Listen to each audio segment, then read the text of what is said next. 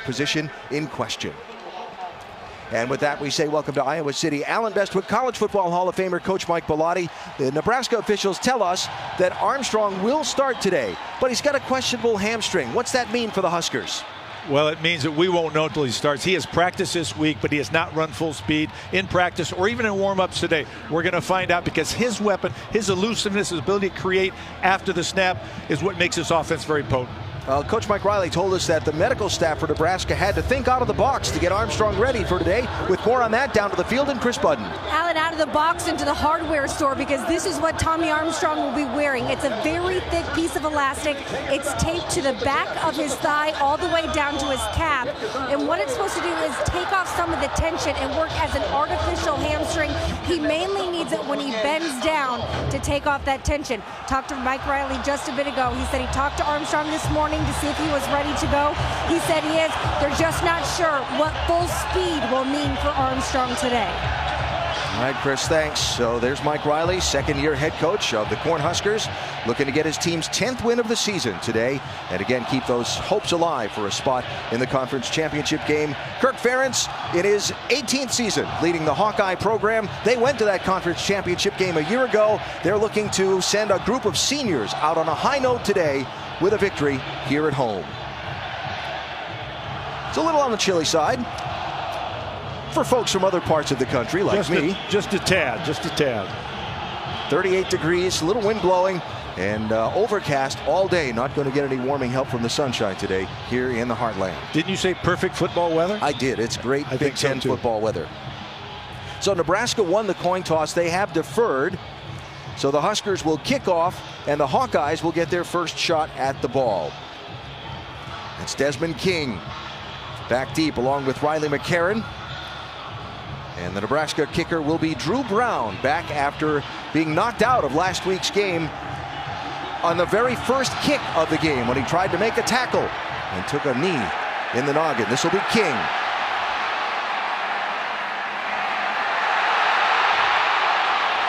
And a great opening effort by Desmond King before Antonio Reed knocked him down. The Hawkeyes will start with the ball almost at the 32-yard line. So there's the senior quarterback for the Iowa Hawkeyes running onto the field. Just participated in the Senior Day ceremony. C.J. Beathard, who has the best winning percentage of a starting quarterback in Iowa history for a quarterback with 20 or more starts. Greg Davis, their quarterback coach and offensive coordinator, compares him to guys he's coached before like Major Applewhite, Colt McCoy. He's a winner. He knows what to do with the football. LaShawn Daniels is the tailback behind Beathard. He'll have it. Expect to see a lot of that today. Grind and ground. My exact comment. Expect to see a lot of that. They're like a heavyweight boxer. They're going to land a lot of body blows early and hope it pays dividends in the fourth quarter. Got a player down for the Hawkeyes. It is the fullback Drake Kulik, who has been injured on the first play from scrimmage in this ball game.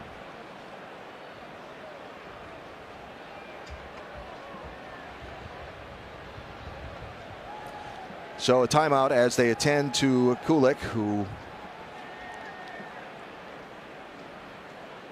unfortunately will find himself down on the ground on this first play of the game. Long series between these teams, only intensified recently when Nebraska joined the Big Ten, and this became their geographic rivalry game on the final weekend of the regular season every year.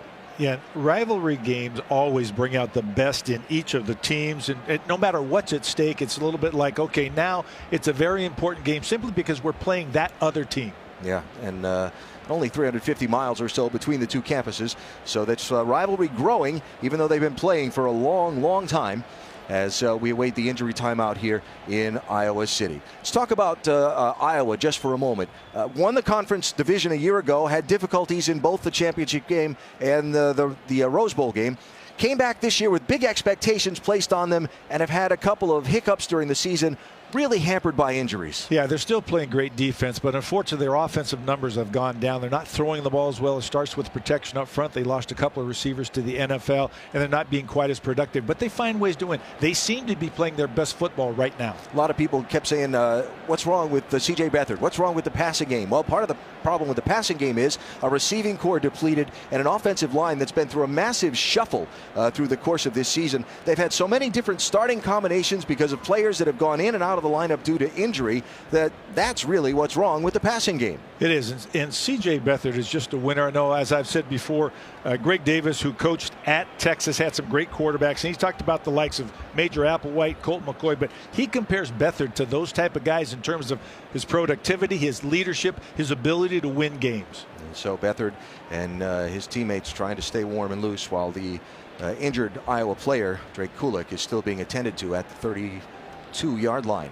There's Mike Riley on the far sideline looking to get the Huskers a 10-win season in just his second year at the helm of Nebraska.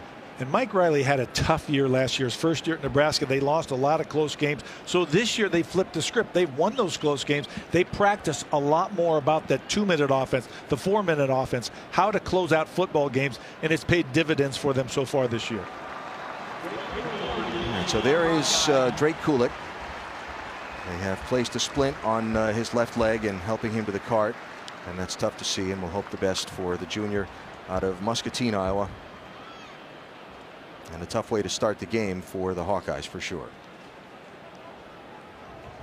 They need that fullback position in their offense. That's an integral part, not from a standpoint of carrying the football, but the blocking that they do sets a tone for the entire team. Good sportsmanship there. I think there's a lot of respect for these two programs from each other.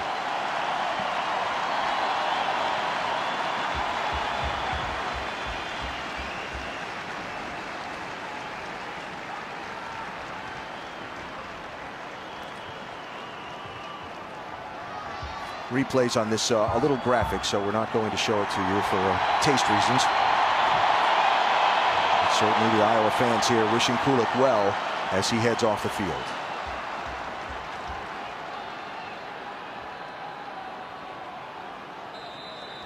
All right, so we resume the action here with the 5-yard gain on first down, and the Hawkeyes facing a 2nd and 5 on this, the opening possession of the ball game. How about this look? This is a little unusual for Iowa. I'll tell you what, usually expect tight ends and fullbacks.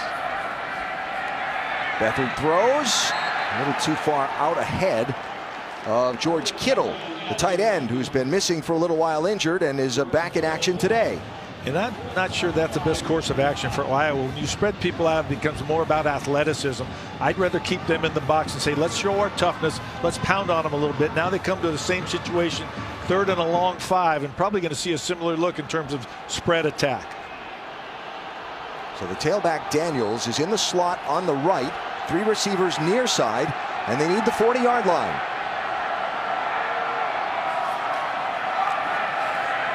Good protection. Off the hands of Riley McCarron and incomplete, and the punt team will have to come on for the Hawkeyes. They had it. They had it, and McCarron has been their best receiver, their clutch guy, the slot receiver. But he and Beathard hasn't had a great chemistry with his receivers this year. This is a typical example. Good job to get open. Ball just right off the fingertips. Just cannot complete some of those key passes. So Ron Calusi, the senior punter, will look to kick it away. Graduate transfer from Central Michigan.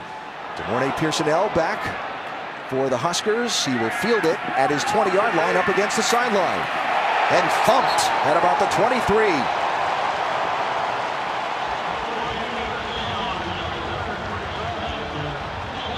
Kevin Ward put the hurt on the punt returner. Well, he knew he had him pinned against the sideline, so it was a great job of just saying, I'm going to run right through him, put my head down, but not down too much, and good target. Strike zone from shoulder pads to knees. So here's Tommy Armstrong, that left hamstring, and the Husker offense. Let's see what they can do on their first possession of the ball game. They start at the 24.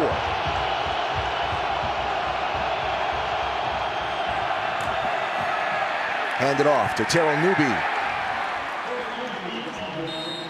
Obviously, it's interesting. He's such a warrior, a great competitor, so I expect him to play whether he was totally healthy or not. But here's the question. On that zone read they just ran, if they made him carry the ball and try to put him at top speed, can he do that? Is he going to be able to protect himself?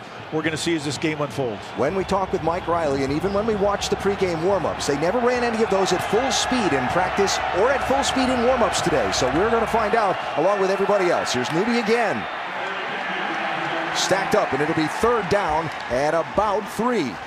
This Iowa defense is very, very good. Very stingy. They keep everything in front.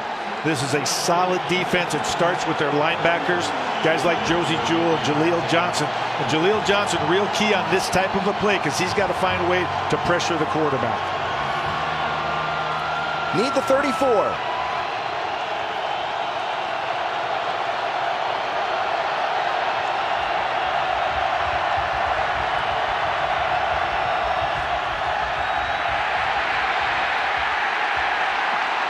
Very close. Very close. I don't think he got there, but it depends on the spot. It looked to me as if he was running to protect himself just a little bit. Got it by inches. You know, one of the things we didn't talk about was Desmond King's presence over there, the right corner for Iowa. He's a shutdown corner, lockdown corner. Very few people throw the ball his way. The reigning Thorpe recipient and just one of the best DBs in the nation. Whistle coming in. We might have a measurement on this. Is a first down. Is under further review. All right, Tom Herbert, the Big Ten replay official upstairs, wants to have a closer look at that. Maybe they look at every play, but maybe quite didn't have enough time between plays to give it the eyeball that he wanted to. Well, and you called it. It was very, very close. From up here, I could not tell, and we're going to see with the line, but and I'm not sure. The line to gain looks to be the 36. And depending on what the knee down where, yeah, he's right at the 36. Yeah, 34. Oh, 34. Other side Excuse of that. me. Yeah. Yes. Yeah. Flip that script, as you would say. See where the knee goes down and where the ball is here. And if there's indisputable video evidence beyond a doubt. He's on top of an Iowa defender, and so I'm not sure a knee goes down. So it's wherever he ends up. Yeah, right at the 34, maybe even slightly across it. So as you talked about, I'm not sure there's going to be indisputable video evidence to overturn anything here. Now the Big Ten also has a monitor on the sideline where referee Jeff Cervinsky can participate in this discussion. You see him looking at the monitor now. And again, communicating with Tom Herbert upstairs in the replay booth. So we'll see if they find indisputable video evidence to adjust the spot of the ball. But again, the call on the field and the spot on the field gave the Huskers a first down. Interesting that they would call that play in a 3rd down situation, because obviously that puts a lot of stress on him to run the football, and had he broken in the open field. So obviously he feels well enough, and the coaches have the trust that he's ready to go. Well, just like when Iowa spread him out with the empty backfield, something you haven't seen. Let's get the call. After further review, the ruling on the field has changed. The runner's knee was down, and the ball was at the 33.5-yard line, which is short of the line to gain. Be 4th down, Nebraska. And the Husker offense comes out onto the field. This may be a situation where you try to draw them off sides, or you have a play, if you like it, to go ahead and take it. Power against power in the center of the offensive and defensive lines. Notice there's nobody deep. This is a 11-man fronter as much as possible for Iowa. Timeout called. Timeout, Iowa. Their first of the half. So Kirk Ferentz wants to talk it over after he saw the Nebraska formation and his defensive setup, and so we'll have that 4th and 1 in a minute. Of course, this is the first Big Ten game of the weekend. The next one is huge. Huge. The game tomorrow, noon Eastern on ABC, as number 3 Michigan takes on number 2 Ohio State from the Shoe in Columbus. Streaming live on the ESPN app and watch ESPN as well. 2 storied programs, one of the best rivalries in football. Look at the history pictured on the screen, just in the photos, let alone the numbers. The only thing better than how big this game is how much they like each other. You've been watching those promos too, huh? Yeah. All right, 4th and 1.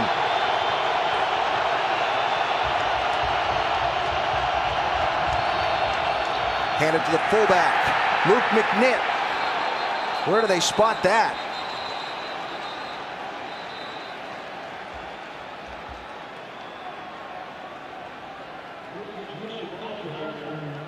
Both of these teams like the fullback belly in short yardage situations, being the first back just without a lead back, just right behind the line of scrimmage. Give it to him. Let the charge of the offensive line secure the first down yardage. Now they're going to bring the chains in and measure to see if McNitt was able to pick up the first down. So after the review that put it back to 4th down, now a measurement to see if it is a first down. It looked like he had to me up here, but I'm not going to comment because obviously we're a long ways away from the call. A little drama going on here on the first play for the Huskers. First series. First down. And so Nebraska will keep the ball and keep the drive alive.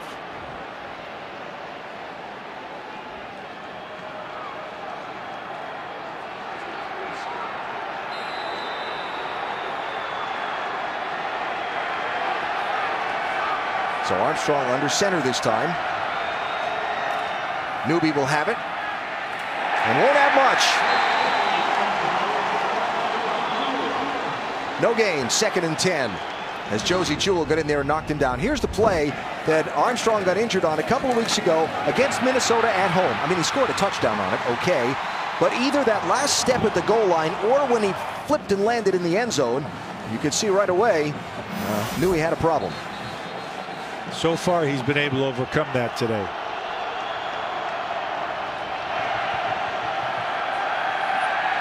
Gonna throw into traffic, almost intercepted.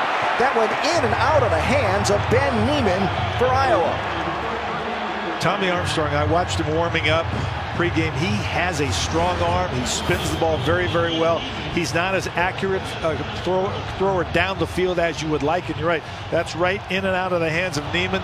That could have gone the other way. I think Jordan Westerkamp just got a finger on it that changed the flight of the ball before it got to Neiman. And so it brings up 3rd and 10 for the Huskers.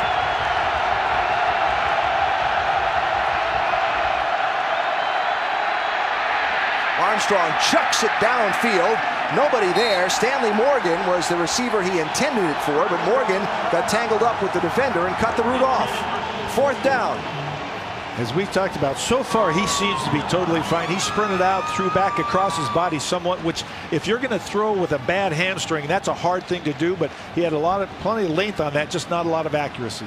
Certainly on a chilly day like this, something to keep an eye on is how much energy Armstrong has to spend keeping that loose and warm on the sidelines between series. I would assume if there's a bike on the sideline, he'll be on it.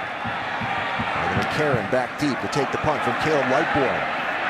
Take it on a bounce at the 21 and get buried instantly by Huskers. Antonio Reed, first one there, 16 for Nebraska.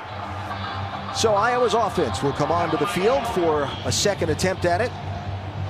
C.J. Beathard, their quarterback this season so far, has thrown the ball 263 times. He's completed 58% of them for over 1,700 yards, 14 touchdowns, 7 interceptions. But of course, it's been the running game that's been the thing for the Hawkeyes. Basically 2 feature backs. LaShawn Daniels we saw on the first series and continue to see here. And Akram Wadley also, who has done some good things for Iowa in the backfield.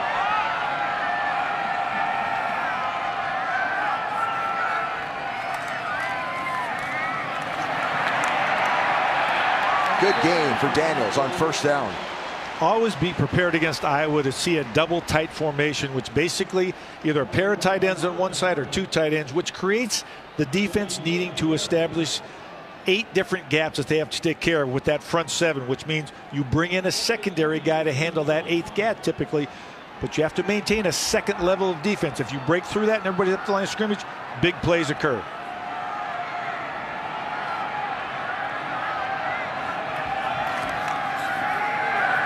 Beathard rolls and throws and hits McCarron on the far side. Across midfield and into Nebraska territory. Wiley McCarron. And this is what Iowa loves to do. Beathard has some mobile skills. He can get outside, but it's all about the run game that sets us up. See everybody following the line of scrimmage. Fake going to the left. He pulls out. McCarron, nice job of getting open in the slot. bring the ball back to the 46-yard line where he stepped on the sideline. And so it'll be 1st and 10 from there for the Hawkeyes.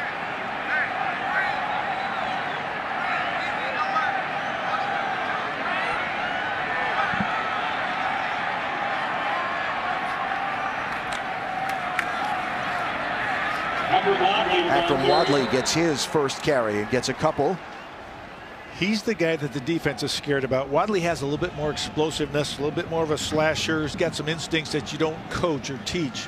But they have to get success on first downs.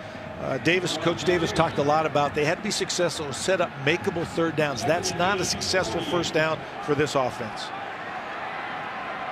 So 2nd and 8. They want to be in 3rd and 4, 5 at worst. There's Wadley again. Looking for a crease. Stacked up. It's going to be about 3rd and 6 now as Wadley is dropped. Josh Banderas and Ross DeZuris combining to drop the junior running back. That's a great job. Iowa's known for its offensive line. They do a tremendous job of blocking fronts, and they can move. They can either block you straight ahead or they can move on the run. So they need the 44-yard line on Nebraska's side of midfield.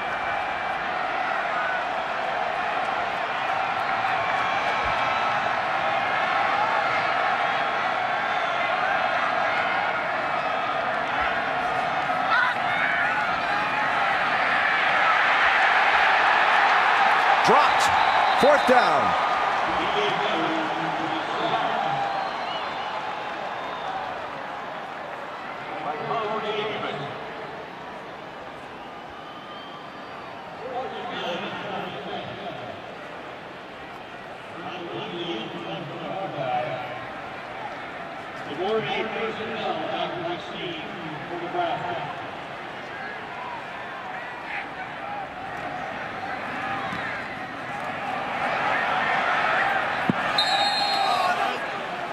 Those of you watching that wild Memphis-Houston game that the Tigers pulled out in the end. This is Kinnick Stadium in Iowa City and a crucial Big Ten West matchup today for the Nebraska Cornhuskers, 16th ranked, and the Iowa Hawkeyes.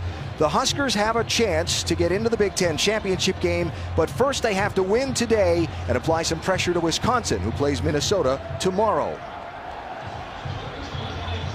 Iowa's had the ball twice, not been able to get a whole lot going on offense. This is Nebraska's 2nd possession. Tommy Armstrong, their quarterback, has a bad hamstring. In fact, both of Nebraska's top 2 quarterbacks on the depth chart are injured coming into this game. Armstrong will throw to his top receiver, Jordan Westerkamp. And he'll have a nice gain out close to 1st down yardage. I'm Alan Bestwick. College Football Hall of Famer Coach Mike Bellotti is with me. Let's talk about the Nebraska quarterback situation. Well, for a guy who did not practice all week, he practiced all week but did not run full speed. He's doing fine today. Seemingly, they've had some quarterback runs. He's throwing the ball on the move and seems to be doing fine. But he's a great competitor, a warrior. He would have played whether he's injured or not, but I think the coaches and the players have confidence and trust in him. Injured a left hamstring on a touchdown run against 2 weeks ago against Minnesota. Did not play last week. His backup, Riker Fife, played last week, broke a bone in his non-throwing wrist last week. The 3rd quarterback on the depth chart has only played as a holder on place kicks this year. Here's a look at that touchdown run that caused the injury a couple of weeks ago. Well, you see he's going full speed. He gets tripped up right there, and then he tumbles over and flips. And I'm not sure where it occurred, but certainly he could not get off the field at that point. He is yet to run full speed until the start of this game. Initially, the Nebraska staff, the coaching staff, was told by the medical staff not to expect him not only last week, but not to expect him this week. But they thought out of the box a little bit about their medical treatment. As you look at Riker Fife, he's got a cast on his left hand, but he's the number 2 who played a week ago. Armstrong throws. Has his tight end, Sethan Carter, and they'll move the chains for the Huskers. So Riker Fife played a week ago. Pretty decent game. It was a win over Maryland, but broke a bone, had a pin inserted into his left non-throwing wrist. Zach Darlington, again, only played as the holder on place kicks. Armstrong, with some rather innovative treatment out of the Nebraska medical staff, got himself ready to play, though until this game started, had not run full speed on any quarterback run in practice this week or in the warm-up today. Timeout signaled Nebraska.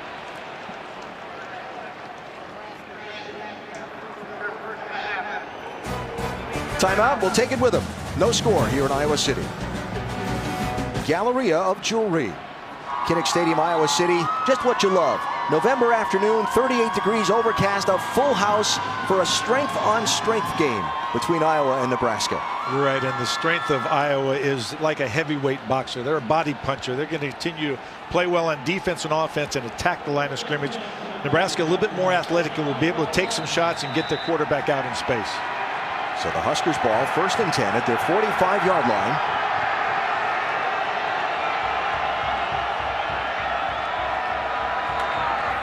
Armstrong with a keeper on the read, won't get far before he's wrapped up and dropped. Anthony Nelson got him. 2 things on that play. The exchange was not clean. He wasn't certain he wanted to keep the ball, or the running back tried to grab it. But then when he took off, he did not run full speed. I think he's still trying to play in guarding that hamstring. Well, certainly it's going to be something worth watching all game long, and we'll just see if Armstrong is able to be as effective as the Huskers need him to be. And the brace may inhibit it a little bit too. Going to throw a little too far out ahead of Jordan Westerkamp, and it brings up 3rd and long.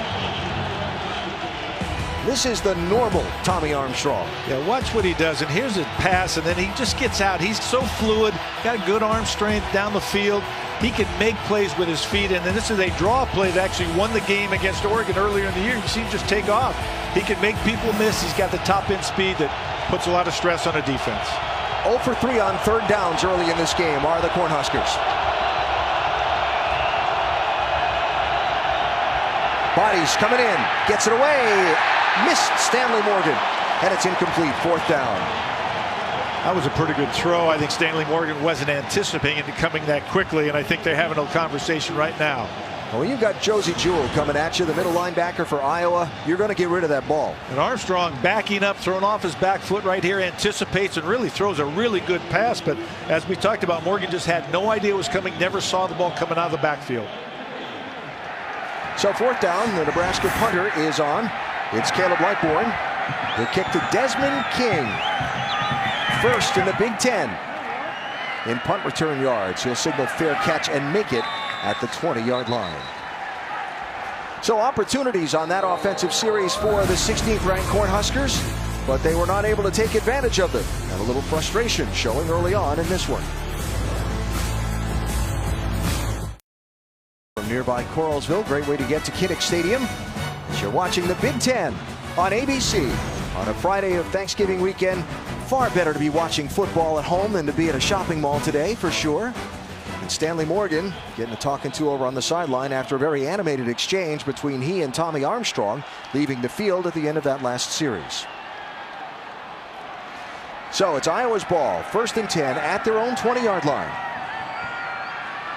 Hawkeyes so far with 28 yards of total offense. Akram Wadley will get a nice chunk on 1st down, about 5 yards, as quarterback C.J. Beathard, the senior from Franklin, Tennessee, leads the Hawkeye offense. He's got the best winning percentage in school history for a starting quarterback with better than 20 starts. He's intelligent, tough, takes care of the football. He does all the checks for the run game and the pass game. Also has advantage audibles. He's just one of the best quarterbacks that Greg Davis has ever had the chance to coach.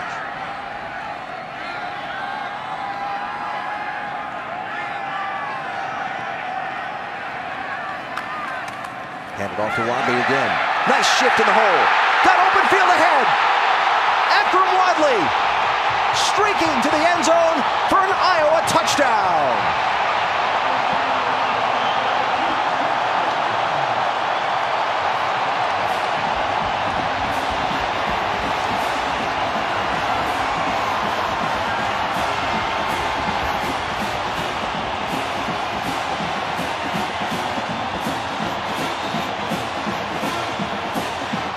His offensive coaches told us his ability to make people miss in the hole is one of the great things to watch about him. He did there. He's got what you don't teach, is what Coach Davis talked about.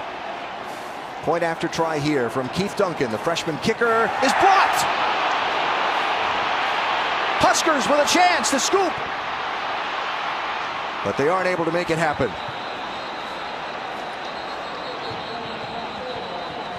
Well, all right then. Let's look at first things first. The touchdown before the point after. Don't blink. You might miss something here now.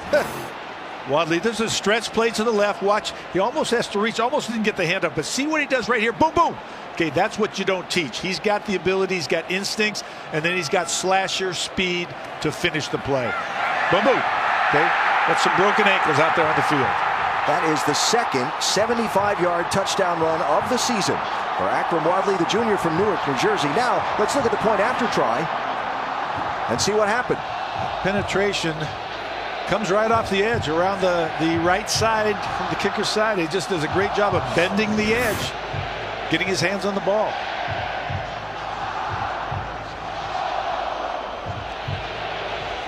So 6 points on the board for the Hawkeyes, who score first.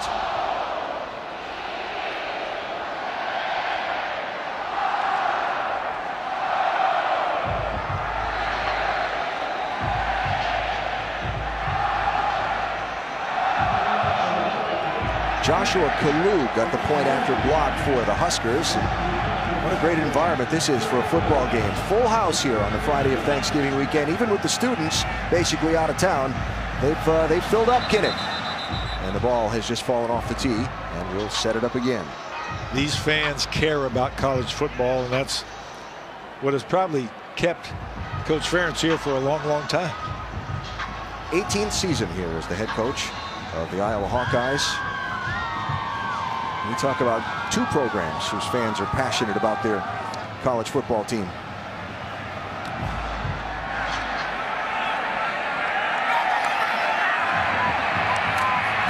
This is Jordan Nelson for Nebraska. They get dropped at about the 26-yard line. And let's check in the studio with Stan Barrett in Pullman. All right, Stan, thanks. So Nebraska with the ball at its own 26-yard line, 1st and 10. They run the jet sweep. Far side, it's DeMornay Pearson-El. He doesn't get much on 1st down. Good pursuit outside by Desmond King and Bo Bauer for the Hawkeyes. Desmond King hasn't had a lot of passes thrown his way this year because he's so good. He's a lockdown corner, but he's also become a better tackler simply because he's had to be. And this Iowa defense keeps everything in front, and they don't beat themselves. Every coach in the league will tell you that. Trey Bryant into the backfield with Tyrell Newby. That's Newby motioning, and Bryant with the ball. Wrapped up in the backfield and dropped. Matt Nelson got through and got him again. Bryant has a lot of top end speed and some great quickness, but again, congrats to the Iowa defense. The Hawkeyes just seem to know where to go. They play very solid up front, and they're going to put a lot of pressure on. Their linebackers slow play things. They make it cloudy for the offensive line and for the running backs. Got an injured Hawkeye down, 40-yard line near side. It's Manny Ragomba, the freshman cornerback, who is being attended to by the Hawkeye medical staff. If you weren't with us earlier during the end of the Memphis-Houston game, Drake Kulik, the fullback for the Hawkeyes, was injured on the very first play of the game, taken off the field on a cart. Injury timeout here in Iowa City. The freshman cornerback for the Hawkeyes, one of the players who's stood out this year, headed toward the Hawkeye locker room as we check the big picture on the day, which is Nebraska needs a win today to put some pressure on Wisconsin for tomorrow. Badgers play Minnesota tomorrow. If Nebraska wins today, Badgers have to win that game to secure the West spot in the conference championship game. As a coach, I just say win and it's ours. So 3rd and 6 for the Cornhuskers. They need the 36-yard line.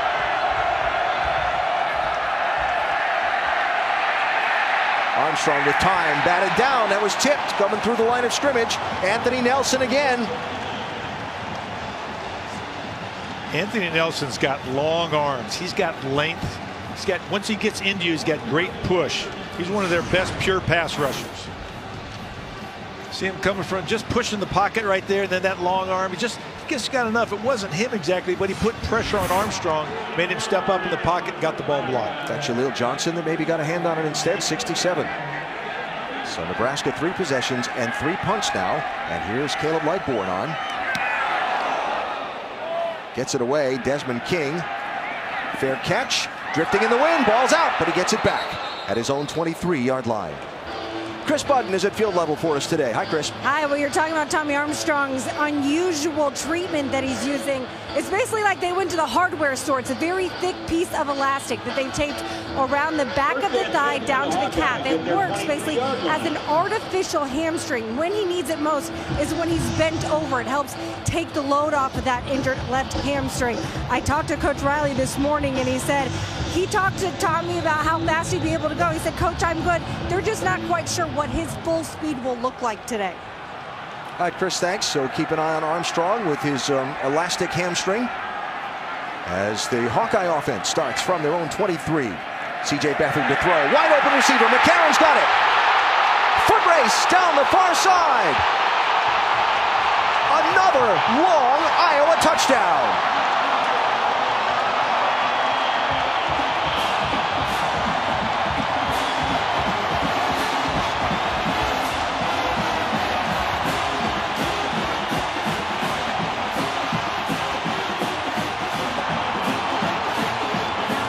On senior day, Riley McCarron, the senior receiver, takes the pass from the senior quarterback, C.J. Beathard, 77 yards for the second long Hawkeye score of the day. Once again, this play set up by Nebraska's respect for the running game of Iowa. Now here's Keith Duncan on for the point after try. Remember, the Huskers blocked the last one. This one is good, and it's 13-0 Iowa. What Iowa loves to do is fake the run and then get isolation one-on-one in that secondary. That's what they get right there. They get caught with their eyes, Kyron Williams' eyes in the backfield, looking at the play, and gets lost in coverage. You can see it start right there. Good job on the play action fake. The line showing a run all the way, and then McCarron just out racing Williams to the end zone.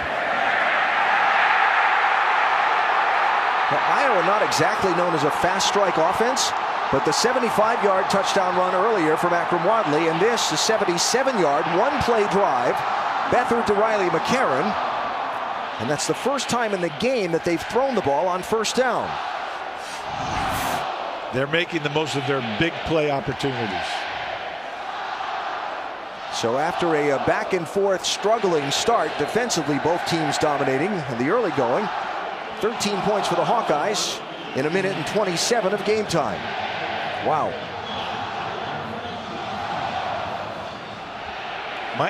Mike Riley saying, I'm not worried about my quarterback right now. I'm worried about my defense.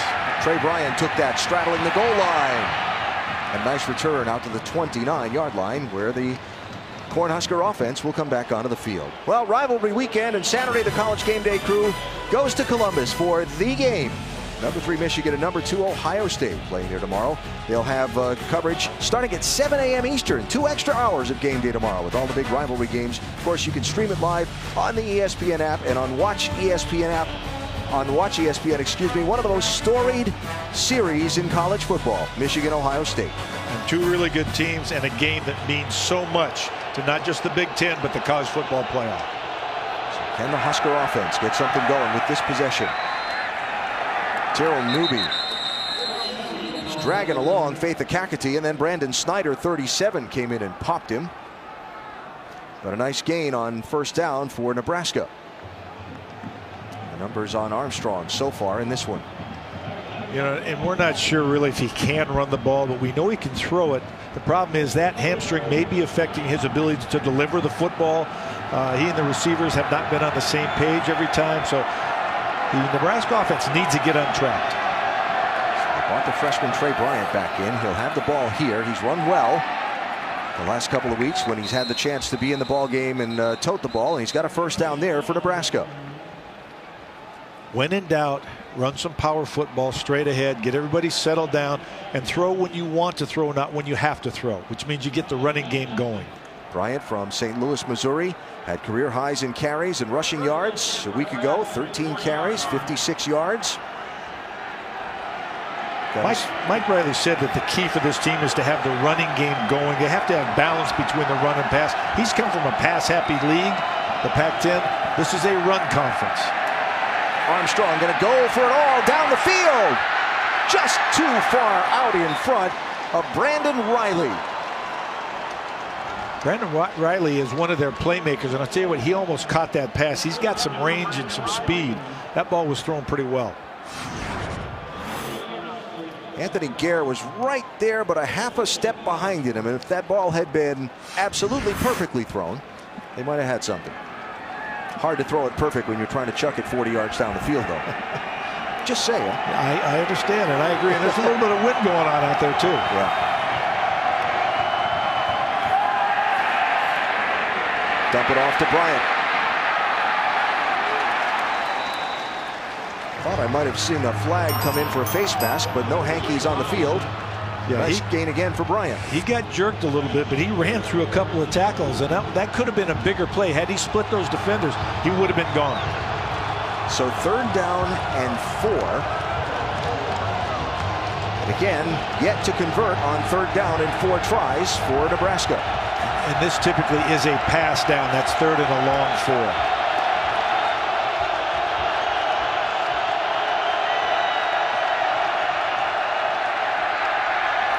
Another deep ball. Just out of the reach of Brandon Riley. Riley stumbled. He might have had a half a step at the beginning of the route, but then he stumbled when he looked back for the ball, and it's incomplete, and it's 4th down. And I thought they had Ethan Carter right down the seam for an easy game, but they tend to obviously to think that against man coverage, they've got to go deep and take advantage of that instead of trying to throw underneath and just get the 1st down. So interesting play calling right now. So Caleb Lightbourne on again to kick. Desmond King stands at his own 12-yard line. See if they can pin the Hawkeyes deep for Nebraska, though again on its last 2 possessions, long scoring plays and a bad punt. Really bad punt. That landed about 12 rows up in the grandstand. That looked like one of my worst drives off the tee right there. That might have been a shank. Lightbourne had some difficulties in the game last week against Maryland, and he got a pep talk on the sideline from Tommy Armstrong, who was not in uniform for that game. He came out and he kicked 3 good balls at the end of the game, his last 3 punts. But that one, a souvenir until the security guards get there. A souvenir. Will he autograph it after the game? I don't think so. A 5-yard net on that punt. And so here comes Iowa's offense with all the momentum on their side, up 13-0 in the final minute 15 of this 1st quarter. This will be Daniels. Good 1st down gain. About 5 for LaShawn Daniels. There's the double tight look, the 8 gaps presented to the defense. Can you cover all 8? Can you defend all 8? And they're going to push you at the same time getting up the field. 6 yards on that 1st carry. Now, when we talked with offensive coordinator Greg Davis the other day, you and he had a fairly detailed discussion on the 8 gaps and what its intention was. Well, the 8 gaps sometimes can dictate what kind of coverage you're going to get. You're going to force the secondary people to cover one of those D gaps on or you force a defensive end to play in a different alignment on a tight end. Swing it out. It's McCarron. Makes 1 miss. And a nice drive forward, very close to 1st down yardage, and think he might have gotten it. You know, those type of plays, and McCarron's got to trust Jermanique Smith, and his ability to block the guy, because he's running out there trusting that the quarterback's going to put the ball where he wants, and that guy's going to protect me. That wasn't the greatest block in the world, but it was just enough to allow me to get up the field. So Riley McCarron with nice yards after catch and yards after contact. And the final play of this 1st quarter coming up.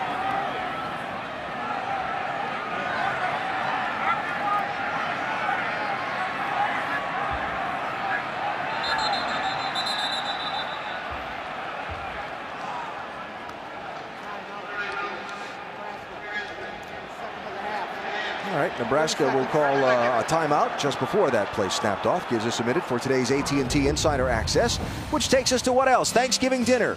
Except when you have a Friday football game, you have Thanksgiving dinner on Wednesday. Both teams doing that on their respective campuses before they got down to the walkthroughs and the training table and the usual day before game routine. I had one on Wednesday this week. I had one on Thursday with our crew. I'm going to have one on Saturday when I get back. How about you? What you're trying to say is you've had a lot of turkey? I have, and I got to go on a diet, I can tell you. I might be L-tryptophan out. I don't know. Can you imagine, and I don't have the facts and figures on this. I should have asked this question. Now, can you imagine how much turkey you'd have to prepare to feed a football team? A bunch of 300-pound linemen? Been there, done that. I don't know what it is, but it's a lot more than you and I would ever consider. No kidding. You're worried about cooking a 15 or 16 pound turkey, right? How many of those you got to do? So 1st and 10 on the final play of this first quarter. Sean Daniels will get a couple, and the clock will hit 0 and bring the first period to a close. Couple of long scoring strikes for the Hawkeyes, have them up 13-0, and we'll be back after these messages and a word from your ABC station.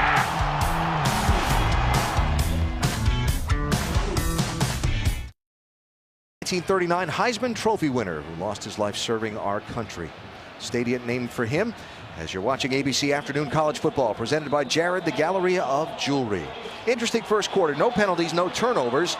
2 explosive plays, both on Iowa's side. A 75-yard run and a 77-yard pass for touchdowns. And it's 13-0 Hawkeyes. They have the ball at the Nebraska 38 as we begin the second quarter. Akram Wadley will get a few. You want a little comparison of how much those long explosive plays hurt? Just look at these numbers. Well, Nebraska thought they were playing really well, and it might have been because they were playing Maryland, but certainly today they talked about needing to stop the run but also not allow the play action explosives. They've already given up 2 big plays. Mark Banker there on the sideline can't be very happy. That's his defense out there, and he knows he's going to get him going here. 3rd down now for the Hawkeyes. They need the 30-yard line. Beathard under pressure, unloads it. They were trying to set up the screen, and Nebraska sniffed it out. Marcus Newby came charging through from his linebacker spot. Great job. You knew it was a screen because nobody blocked. You can see all of the defenders come through and they, oh, wait a second. But luckily they had the screen recipient covered on the outside. Beathard just having to throw the ball away.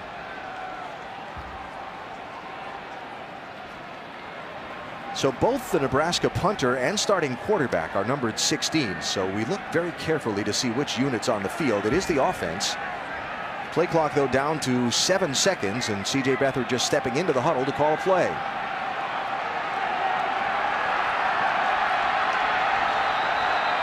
They're going to call a timeout. That'll be a delay of game. Timeout or delay? It'll be a delay.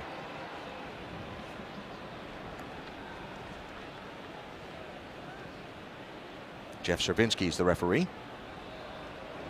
Delay game. Offense. Number 16. 5-yard penalty. 4th down. So just back up the punter 5 yards to give him a little better chance to knock the ball down. The other 16 will come onto the field now. Ron Calusi, the senior punter for the Hawkeyes. I know you've got your brow furrowed up here. Well, I'm not sure that they were what they were thinking, and they might have thought maybe we got to play, maybe we don't, and I'm not sure they really liked it. But sometimes you just let it happen. You're right. You could sit out there in a punt formation and go move back just to help to ensure, hopefully, pinning him deep down inside that 10-yard line. That's the goal. So Calusi 4th in the Big Ten in punting average. Let's see if he's able to pin the Huskers back deep. Got that backward spin going on the ball, but a short kick. Fair catch signaled for and made, and Nebraska will start at their own about 16-yard line. Today's Aflac trivia question. Let's see if you get this one. Iowa has defeated a ranked Nebraska team only once in 10 attempts. When was their only win? You won't get it. Don't worry. I'm not even going to try. I'm trying to think of decades of football, and Yeah, I can already tell by the look on your face. The blank stare. That eyes rolled half up in the head. Yeah. Think. Yeah. No. It wasn't coming to me, I can tell you. Yeah. All right, from the 16, Tommy Armstrong and the Huskers looking to get something going on offense.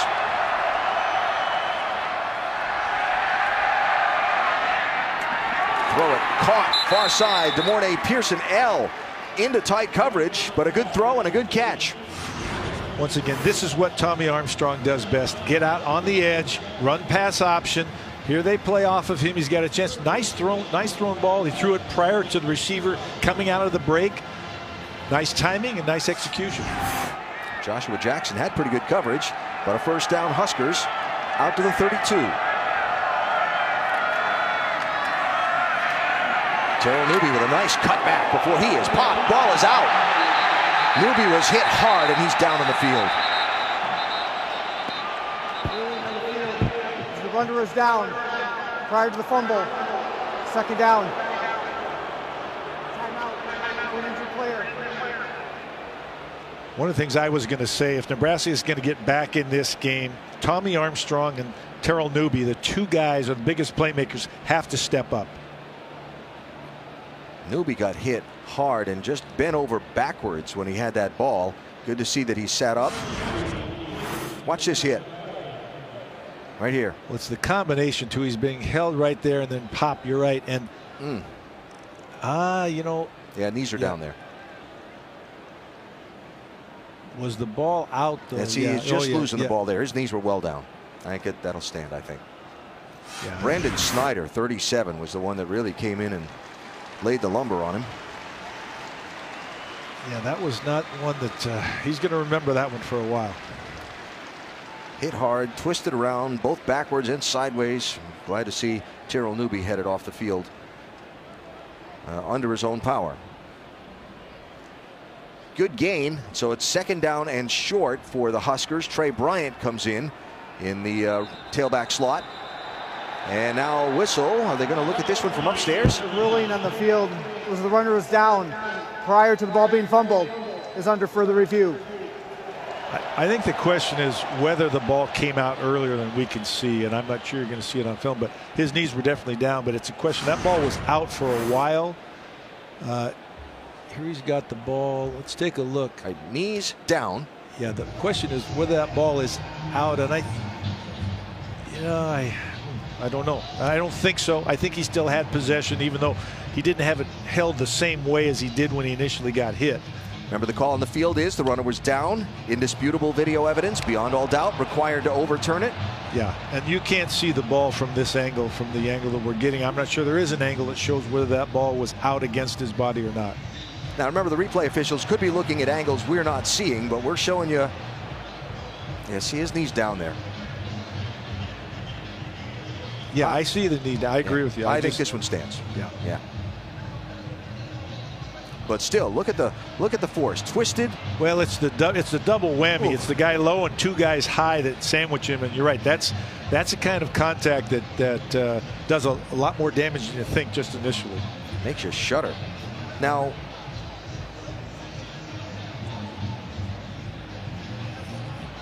all right. So another thing I just want to see here, because Anthony after further review, the ruling on the field stands as called. Second down. There's Newby on the training table. Also the replay booth can initiate a targeting call, and that was one of the things that they could have been looking at there as well, but no call made, so all good. Right, they do. They check in any time where a player leaves the field. If there was contact, they check to make sure there was no targeting calls or fouls. So a second down and 3 for Mike Riley's Cornhuskers as they try to get something going here. Shut out so far by the Iowa defense. Armstrong keeps. And he'll have first down yardage out across the 45-yard line before Brandon Snyder is able to knock him down. So our Aflac trivia question. Iowa's defeated a ranked Nebraska team once in 10 attempts. When was their only win? The answer is 1981, September 12th, when Nebraska was 7th ranked and Iowa beat him 10-7. Kirk Ferentz's first game as an Iowa assistant. Interesting. I was actually coaching then, so I probably should know that. That's why I said you wouldn't remember, because you were so focused on what your team was doing. That's true. Here's a little look back. Hayden Fry stomping the sidelines for the Hawkeyes. Just a couple of touchdowns scored in the game, and that swarming Hawkeye defense brought about a swarm on the field. Look at the graphics, too, from 81, the TV graphics there. Those were very physical teams. We played against Iowa in 89 and after that, and I remember the physicality of those teams. Armstrong throws, got Westerkamp. He's inside the 35 to the 34. Jordan Westerkamp getting on the stat sheet for the Huskers. Pretty quiet today because he's their go-to guy. And we've talked about now, especially if Newby's out, Westerkamp needs to make those type of plays. Great anticipation between both he and Armstrong. The senior from Lombard, Illinois, team captain for a second season. Now 36 straight games with a reception. The record is 37. The great Johnny Rogers. Bryant whistles. Play stopped. Flag down far side. Line of scrimmage. Ethan Carter tried to get a little jump on the ball. False start. Offense. Number 11. 5-yard penalty. First down. So the senior tight end from New Orleans will pick up the penalty flag. And the Huskers will back up. One thing that Danny Langsdorff, the offensive coordinator, and Mike Riley talked about, this is a much more efficient. Their penalties are down this year. They're playing smarter, playing better. That's what's resulted in a lot of these wins that last year became losses. From behind the chains. Westerkamp again. Didn't get much, and his late hit, as well after Josie Jewell dragged Westerkamp out of bounds, he picked him up and slammed him to the ground. Josie Jewell, the leading active tackler in the conference, but you didn't need that one. The finish on this play is a little bit too much. Got him out of bounds. That's hard. Sometimes defensive players sort of forget where they are. After the play was over, personal foul. Defense, late hit out of bounds. Number 43, 15-yard penalty, automatic first down. And Mike, I know it's a high-speed game and it's a physical and an emotional game and so on, but you have to be able to kick that thing into neutral in situations like that. It's tough, though. On a defensive player who initiates the contact on the field of play, are you looking down? You may not be able to see out of your helmet as you're making the contact. So, I don't know. That's a tough one. Big 15-yard gain for the Huskers, though, has him down at the Iowa 20-yard line. Not much for Bryant. Jewell was in there on the stop. Careful. Jaleel Johnson with the little extra grab after the play was stopped. Well, two of the best defenders in this league, Jaleel Johnson and Josie Jewell, combined for the tackle there. And I think you're not going to stop Jewell. I mean, he'll get some penalties, but the reality is you love defensive players that play that style of football. One of 5 finalists for the Butkus Award. Leads the Big Ten in total tackles.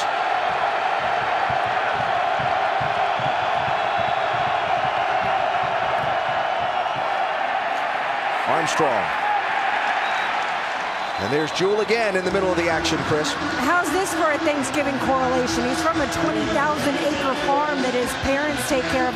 When he was younger, he had to herd turkeys, clean their water bowls. He says that's where he got his work ethic from.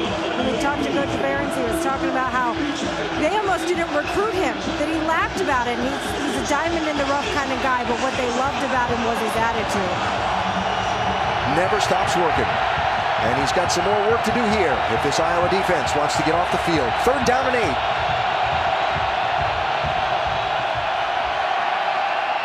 Receiver fell, trying to cut back. Brandon Riley tried to stop and come around for the ball, lost his footing, and it's 4th down. Desmond King striking the ground because he thought that was a pass my way. I got a chance for an interception, especially when the receiver fell down. You can see from the field view, he's saying, oh, there's a ball right through my hands. I had another chance. He didn't get that many opportunities this year. He knows that was one that got away.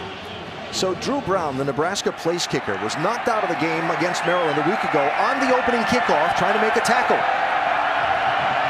Trying to make a 35-yarder here to get the Huskers on the board. And does. 5 minutes into the second quarter, 10-point lead for Iowa as Nebraska has broken the shutout. Good Hands Field Goal Nets. All-State celebrating its 12th year sponsoring those field goal nets, making contributions to participating universities' general scholarship funds for each field goal and extra point kicked. Millions contributed so far. 10-play drive, 66 yards. And the 35-yard field goal gets Nebraska on the board, trailing Iowa now by 10. Key plays on that drive, the one long completion that they had to Westerkamp, and then the 15-yard late hit out of bounds that got the Huskers basically into field goal range. Yet, Iowa's defense able to keep them out of the end zone. It was a moral victory to a degree. Desmond King at the 3. Got a seam. Closed up just as he got there. And a nice special teams play by Christian Bailey, who made the stop. Nebraska trailing by 10. Iowa's offense coming out. Visiting team locker room at Kinnick. Former Iowa head coach and psychology major Hayden Fry. Mike, you brought your Oregon team here to play at Kinnick once and had to think about that pink locker room. We did, and we couldn't find green and yellow paper, so we got bright red paper and had the GAs or the managers repaper the walls with all this other colors and stuff. And we won that day, so it must have worked for us. There you go. Well, Iowa's winning right now by 10. They've got the ball at their own 31-yard line, 1st and 10. C.J. Beathard, the Hawkeye quarterback, will hand off to LaShawn Daniels, and he will have the ball out about a good 5-yard gain on 1st down. Hawkeyes come into this one with a 7-4 record. That loss to North Dakota State, yes, an FCS team, but a 5-time champion FCS team. Those 3 games they lost to Northwestern Wisconsin and North Dakota State by a total of 17 points. Got blown out at Penn State, but came right back here a week later and knocked off Michigan. And that was a huge win for this program, and they feel like they can go toe-to-toe with anybody now. Daniels into open field. Foot race toward the pylon. He'll be dropped, but inside the 10 at the 7-yard line, LaShawn Daniels. Speaking of going toe-to-toe, it starts up front. That offensive line has done a tremendous job. But here, just take a look. It's the power of LaShawn. Here he just runs through an arm tackle, and it's off the race. He's not quite as fast as Wadley, but he's a big, powerful back, and obviously great job getting going ahead straight down the field. 56 yards, another long play for the Iowa offense, and they have 1st and goal. They spot it at the 8. Nebraska's defense, when you commit people to the line of scrimmage, there's no back end, no second level. From Wadley's the tailback now. He's got the ball inside the 5, down to the 4, maybe the 3.5. Typically, when you get a big run and don't score, you're going to get a break. But they're going to give LaShawn Daniels a chance to score this touchdown. They brought him back in the game now. This Iowa offensive line you mentioned, they've started 3 different left tackles, 3 left guards, 2 centers, 2 right guards, 2 right tackles due to injuries and things this year. Today, the starting right tackle, Ike Butker, wasn't sure how much he was going to be able to go. He's still in there, and they're down trying to push the ball into the end zone again from the 4-yard line. And I was going to say, in a partridge in a pear tree, but you beat me to it. Daniels, touchdown Iowa.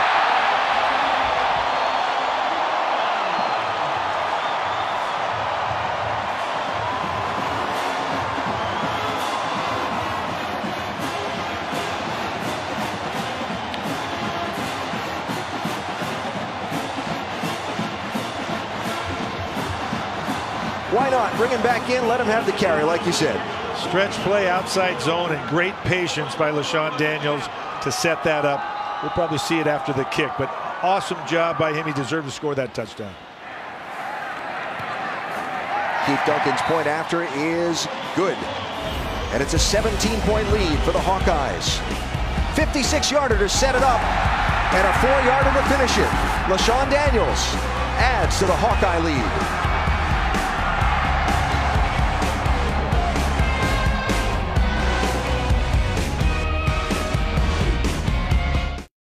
Not having nearly as good a time right now as the home fans, as Iowa has just extended its lead to 20-3 over Nebraska. It's about halfway through the second quarter, and the Hawkeyes to kick off this Husker offense, looking to try and unlock the key. They got into the end zone with a field goal on their last possession, but have yet to score a touchdown today. Jordan Nelson will down it in the end zone. Mike Riley told us they needed to get the run game going here today, and so far, they've not. No, Nebraska is 0 for 6 on 3rd down today. They were 19th in the nation coming in. Not today. Give credit to the Iowa defense. The front 7 has done a great job of being disciplined, keeping their eyes in the right place, getting off of blocks, and making tackles. Well, they are well behind the in-progress rushing total they should have if they're going to equal that number today of rushing yards. Remember that Terrell Newby went out of the game earlier with a really hard hit. He's been over on the bench. He's got a brace wrapped around his leg. And this is Trey Bryant, who has the ball and well pursued by the Iowa defense. Chris? Yeah, Newby still has not been cleared to go back in. He actually re-injured an injury from earlier today. He's got that right ankle taped. That's what he injured. But he's also having trouble putting pressure on that right knee, so they put a brace on that as well. I will get you more information when it becomes available, guys. All right, Chris. So there's Terrell Newby, 34, the senior from Los Angeles. Trying to see if he could find a way to get back in and be effective and help his team. Meanwhile, the freshman Bryant will have it up to about the 30, going to set up a 3rd down and 5 for the Huskers, who have yet to convert, as you said, on 3rd down in this game. And this is fairly manageable, but as we talked about, this is probably a passing situation, and there has not been a lot of chemistry today between Tommy Armstrong and his receivers. Armstrong 6 of 14, 63 yards, no interceptions, no touchdowns. They need the 35. Look for Westerkamp, #1. He's the #1 guy, and he's also #1 in the jersey. Armstrong across the middle, complete.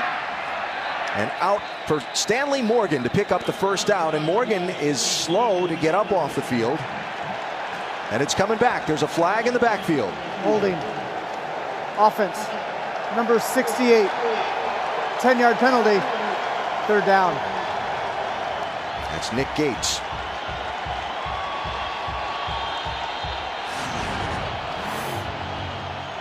Watch right here. Watch as this play develops, and the play's actually gone. That's the unfortunate. But you see right there the grab of the jersey and the jerk down.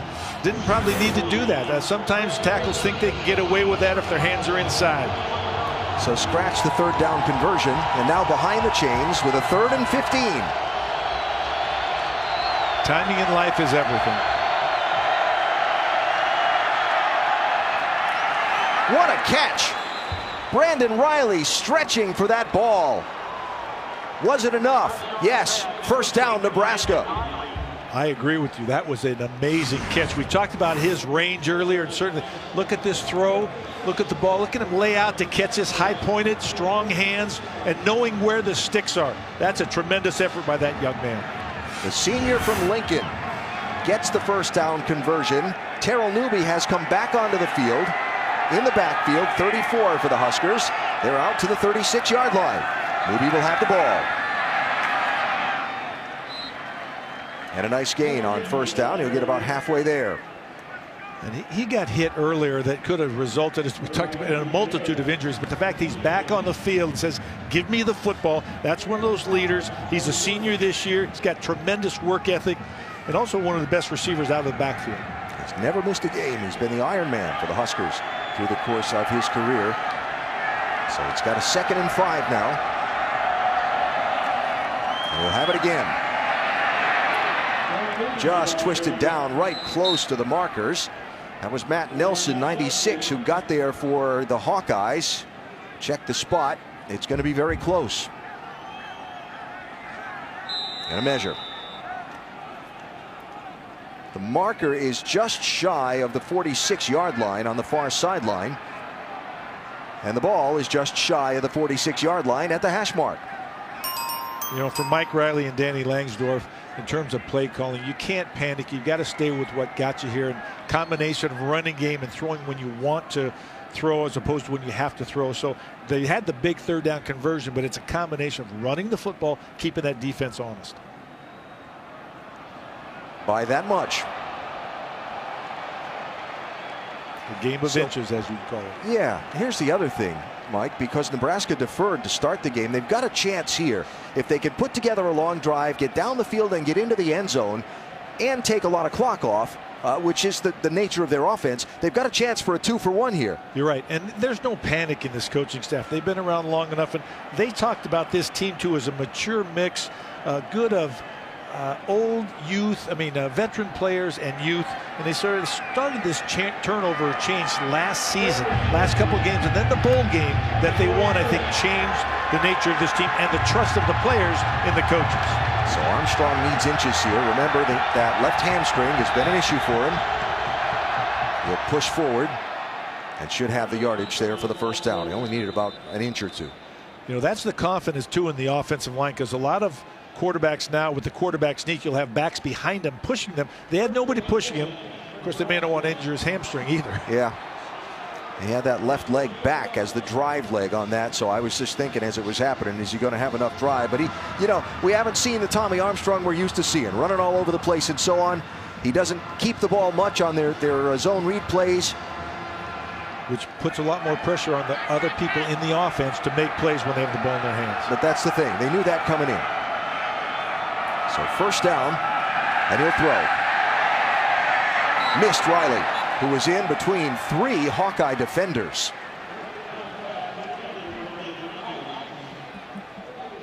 Now, Armstrong is Mr. Everything for Nebraska. Record setting. All of those categories. Let me see this. Okay, first. Is anything else? Come on. No, that's pretty good, and that's obviously why he's so important to this program. So second down and 10 after getting nothing on first. There's Newby. Nope, it was Armstrong. He kept it this way, but he didn't get much. No, and he's not capable of running full speed. He's running sort of herky-jerky, and obviously that's bothering him. And I'm not sure they should call a lot of plays where he's going to be forced to carry the football. If I were Iowa, zone read, I'd say let's make him carry the ball. Let's make the quarterback carry the ball. So third down and long. Can the Huskers keep the drive going? This is a play where you expect him to extend the play with his feet. He may not be able to now. Gonna go long. Got Riley with a step, but threw it too long and incomplete. And it's fourth down. Riley had a step. That ball was just overthrown. He did a nice job of the trajectory of the football was right. The length was just too much. Remember earlier when Manny Rugomba went to the locker room for Iowa, that was Michael Ojemudia, his replacement at corner that they went after there with Riley. They had a step on him, but off the mark, and so the punt team is on here for the Huskers. Now remember, Caleb Lightbourne had a bad one last time he kicked, just a 5-yard net on the punt. Can he regroup here? Nice punt, very nice punt. Fair catch taken and made at the 8-yard line, and that's where the Hawkeyes will get the board back with a chance to try and add to their lead. Went for it all on third down, had a receiver with a step, couldn't connect. Tommy Armstrong and the Nebraska Cornhuskers. A win today and a Wisconsin loss to Minnesota tomorrow would send them to the Big Ten championship game. But first they have to take care of their end of the bargain. They have to win today to try and apply that pressure to the Badgers. And as you talked about, they're going to get the ball to start the second half, but they've got to get a stop right here and maybe get a chance to score one more time before halftime. So as you see, 4 minutes and 2 seconds to go. Iowa starting deep in their own territory at the 9-yard line. C.J. Beathard hands off. Flags come in from about 2 different directions. Half the distance. Holding. Offense. Number 78. Half the distance to the goal. First down.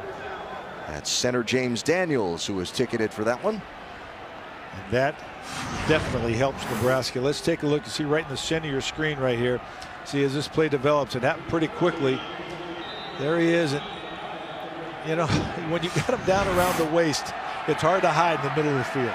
His arms around the waist are something you're supposed to do when you're dancing with your wife or your girlfriend, right? Or saving a guy who's drowning or something. I don't know. Nothing going on that one. Josh Banderas blew it up for the Huskers. Plus it stopped the clock, so now you're looking at second and very long in the shadow of your end zone. Banderas, the senior from Lincoln, team's leading tackler, kind of been a tackling machine for the last 6 games. 61 tackles in 6 games, 25 of them solos. Wrecking crew back in the backfield, but I wonder if they don't have enough timeouts to consider calling timeouts, so that's part of the problem for Nebraska. They only got 1 left, but they're certainly going to get enough time if they can get a stop here. Don't need to give up a safety here.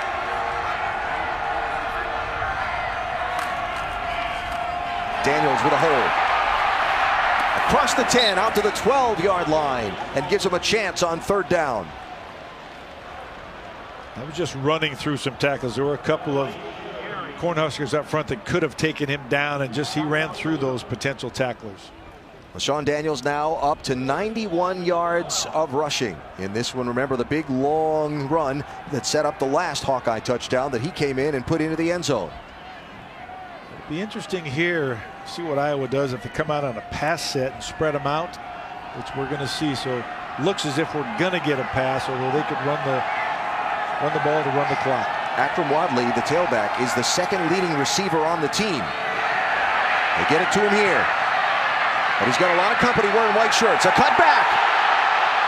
Another cut. And a first down. The coaches called it. He's got what you don't teach. Just get him the ball and let him operate. This is a screen play that starts off. He slips out to the left.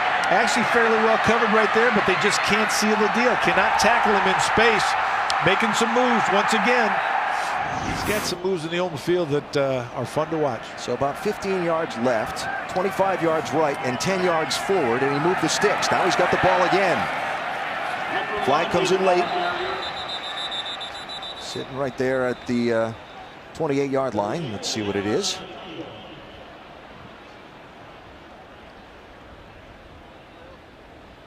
Haven't seen a lot of penalties in this game so far. No, but 2 in the same drive by Iowa. Personal foul. Illegal block below the waist. Offense, number 79. Half the distance to the goal. Repeat, first down. It's the right guard, Sean Welsh.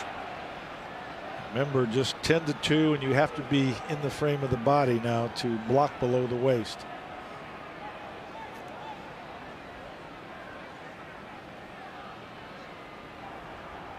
So they'll back him up.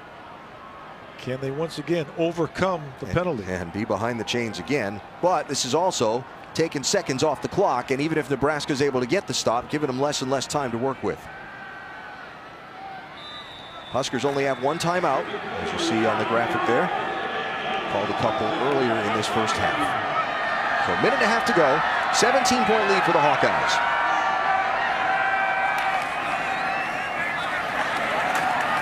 Daniels gets a couple. Josh Kalu toward the bottom of the pile, along with Michael Rose-Ivy. And I think the Hawkeyes are going to run the ball, run the clock, and force Nebraska to take a timeout if they want to stop this clock. Yeah, C.J. Beathard standing well back in no hurry to get into the huddle. 4 of 7 passing, 108 yards and a touchdown. No interceptions for Beathard today. Total offense for the Hawkeyes in this first half, 295 yards. To 143 for the Huskers. Huge explosion plays that have helped out. Yes.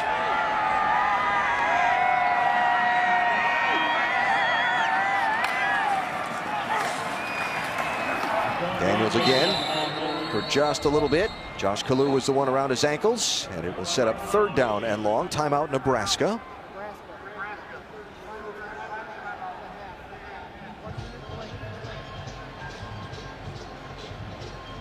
And while Mike Riley and company take the opportunity to stop the clock, their last opportunity, we take a look at our Pacific Life game summary and what has happened so far. It's all been about explosive plays for Iowa. No question.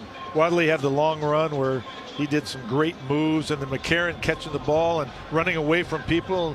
LaShawn Daniels rushing it, getting a big yardage gain, and then getting taken out for a break, but getting to come back in to score the touchdown, which is awesome play by his coaching staff. Had a 56-yard run, took a play breather, came back in and got a 4-yard touchdown run.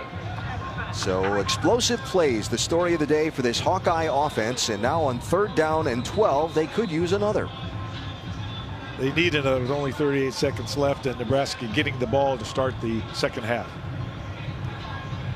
And normally you would anticipate those big plays coming from this Nebraska offense, not the Iowa offense. Flip the script today.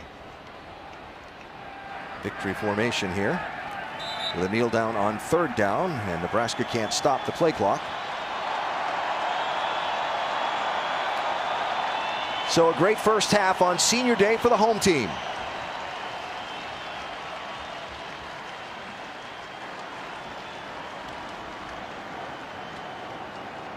(20-3) Hawkeyes, as Armstrong and the rest of the Nebraska team head off to the locker room to try and regroup and figure out a way to make it happen in this second half. So Iowa 20, Nebraska 3, second half coming up. Lots of football to check in on this Thanksgiving weekend Friday. We will do that back in the studio after these messages and a word from our ABC station. Afternoon college football presented by Jared, the Galleria of Jewelry. Kinnick Stadium, Iowa City, where the 16th ranked Nebraska Cornhuskers trail by 17 points to the homestanding Iowa Hawkeyes as we get ready for the second half kickoff.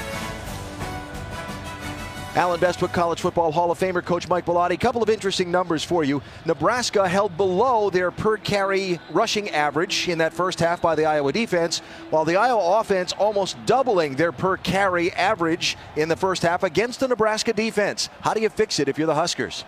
Well, that's more math than I can handle. But if you're the Huskers, you got to do better on third down. They're 2 of 9. You got to stop the explosive plays. Iowa's got 295 yards of offense. They average 326 per game, 295 in the first half via 3 explosive plays. Stop the explosive plays, you got a chance. Hawkeyes average about 4 yards a carry, 4.3. They're at 9.4 yards per carry in this game rushing. While on the other side of the ball, Huskers average 4.4 per carry on the season. They're at 2.9.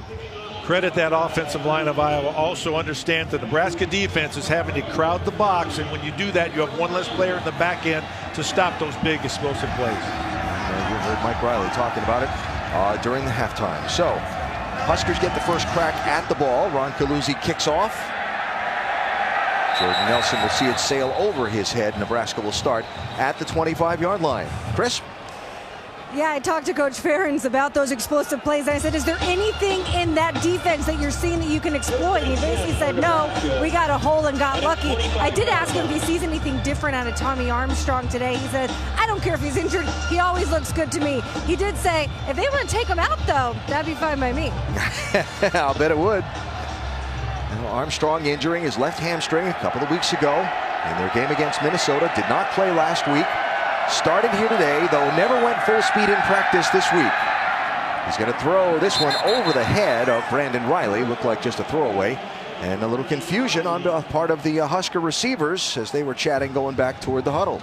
If Nebraska is going to come back in this game, it's not going to be on Tommy Armstrong today. He can't do what he does with his feet. So it's on Jordan Westerkamp, Terrell Newbies, guys like that. They've got to make plays when they get the ball in their hands. You got to get some type of quick, explosive score to get this game back on kilter. Newbie in the game now at setback. We'll have the ball here. Nice play off a block on the outside by Ben Neiman, 44 for the Hawkeyes. Iowa continues on defense to play with great eye discipline, great control of the line of scrimmage. They're making sure that nothing gets outside and nothing gets over the top deep. Keep everything underneath and in front of you. So quickly, it's third down and long for Nebraska on this very important opening possession of the second half when you're down by 17. Both coaches point to this as a turning point in the game, the first possession of the third quarter. Armstrong going long. Morgan gets behind 2 defenders, but got slowed up just enough getting through him that the quarterback and he couldn't connect. Nebraska, unfortunately, the 2 Iowa defenders ran into each other, rubbed each other off, and allowed the receiver to go deep. This ball just overthrown. That's been something today. Armstrong has thrown the ball a couple times down the field, just slightly overthrown every time. Frustration mounting for him. Yeah, and for the entire Nebraska offense. And so the punt team is on the field. Caleb Lightbourne will kick. Desmond King is back deep right. And Riley McCarron is back deep to his left. King calls for it, takes it at the 30. Makes a couple miss.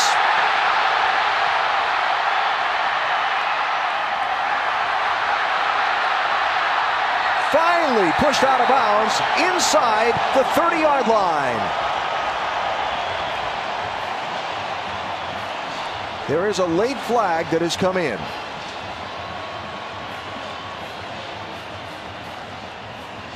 Right at the scene of the pile on the sideline.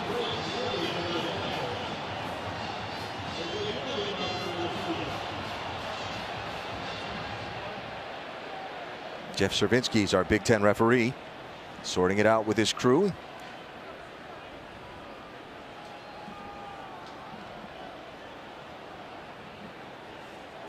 And they'll take a minute to sort it out some more. It was a 43-yard punt, 45-yard return, depending on which way the penalty is going to go.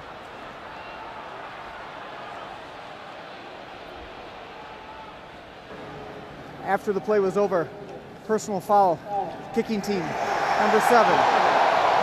Half the distance to the goal, automatic first down. That was Mohamed Barry who got ticketed for the foul.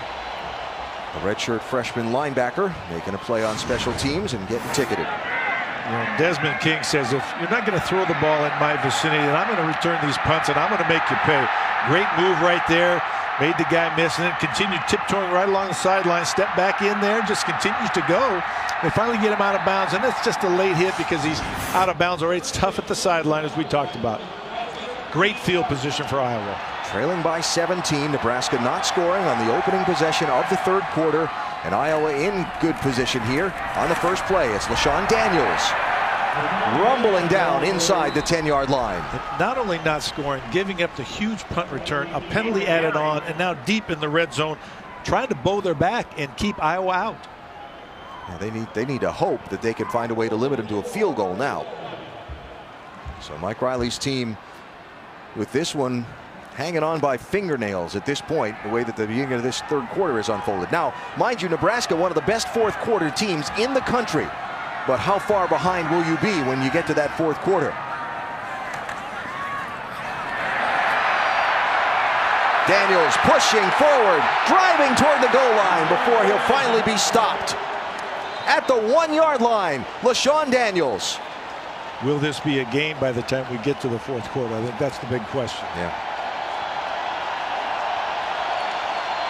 First and goal, Hawkeyes at the 1. There are very few teams as effective as Iowa once they get in the red zone. They're the top 20 in the nation. 91% of the time they're going to score down here. So Nebraska has to bow its back, come up with some type of miracle. And a lot of the times when they score, it is a touchdown and not a field goal. Beathard throws to the fullback. Touchdown, Iowa. That was George Kittle, I'm sorry, the tight end, who got it.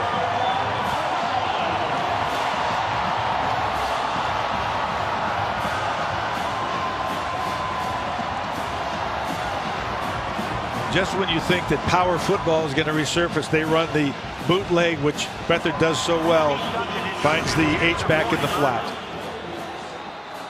Kittle, the senior from Norman, Oklahoma, who has missed some time since the Purdue game with a foot injury. Is a touchdown. Is under further review. That look right down the goal line was a good shot at it. The question was, did the knee hit the ground before the ball creased the plane of that goal line?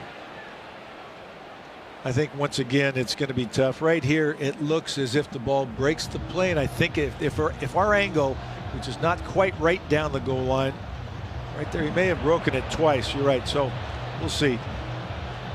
All right, right there. Knee is still up off the ground. Ball, knee. But again, that camera's not right exactly on the goal line. Right. Is it indisputable video evidence beyond all doubt?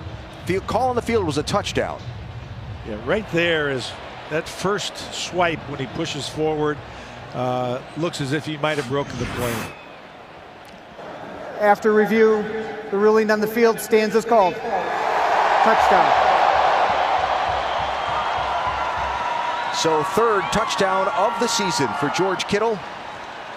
And now the point after try coming from Keith Duncan.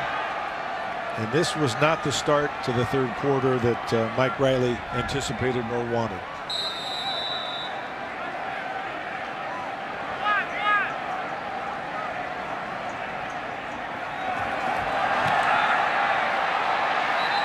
Missed it. They got a flag down. Great jump. They might have been offsides. They got a great jump off that left edge.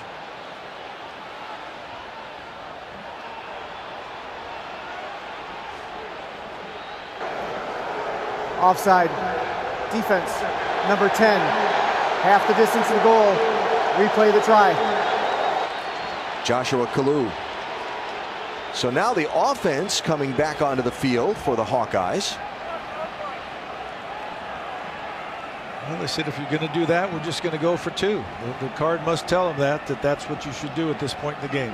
23-point lead, so we're going to make it a 25-point lead. I don't carry my card with me right now. I was just going to ask. Where's that coach's card?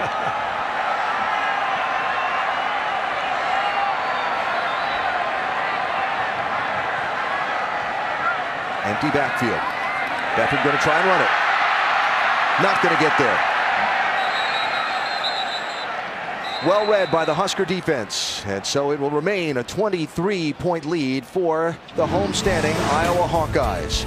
The big kick return sets up George Kittle's touchdown. It's a happy senior day for now here in Iowa City.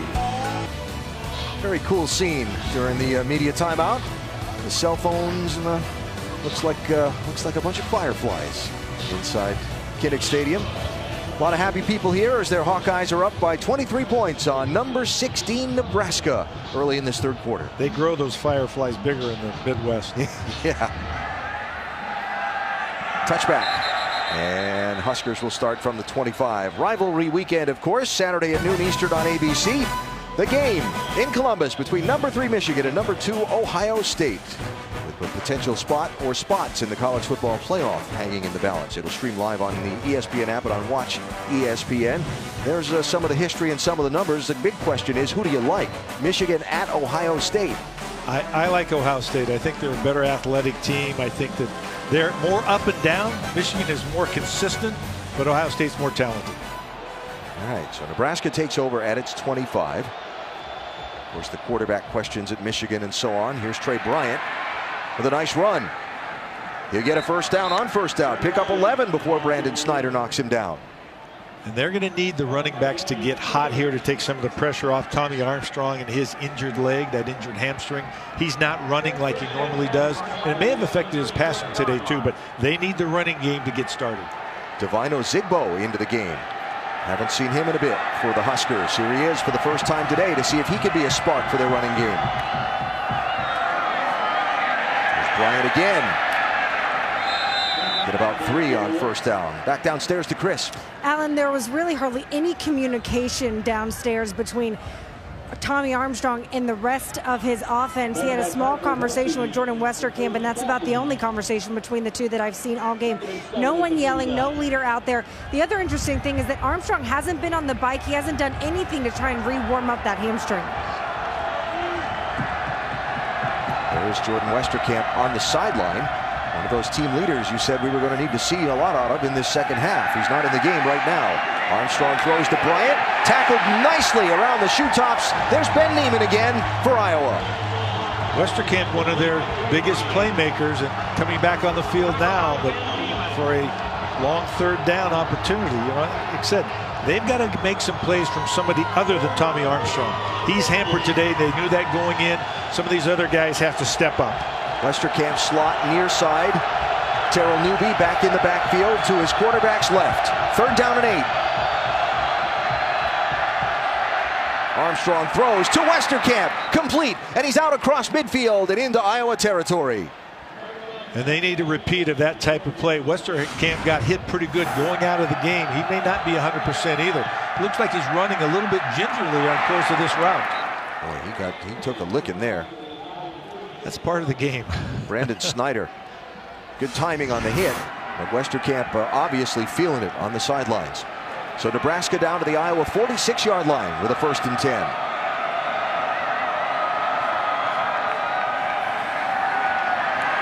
Armstrong and his receiver, Stanley Morgan, not on the same page, and the ball goes incomplete. A lot of times you have go routes that convert basically if you get off coverage or too deep coverage or something, but obviously right there, Tommy Armstrong not on the same page as the receiver, just as you said. Late flag just came in. I don't know if they said something to the official about being held, or Tommy Armstrong voiced an opinion that the official didn't like, but something happened back there. Might have been Morgan, because he was right near the referee where the flag came out. There is no foul. Incomplete pass. Okay. Second down. Interesting. Yeah. Maybe it just fell out of his pocket by accident. All right. Well, 2nd down and 10. Yeah, it doesn't change the down and distance. That's right. Westerkamp started to run back on the field, but then went back to the sideline.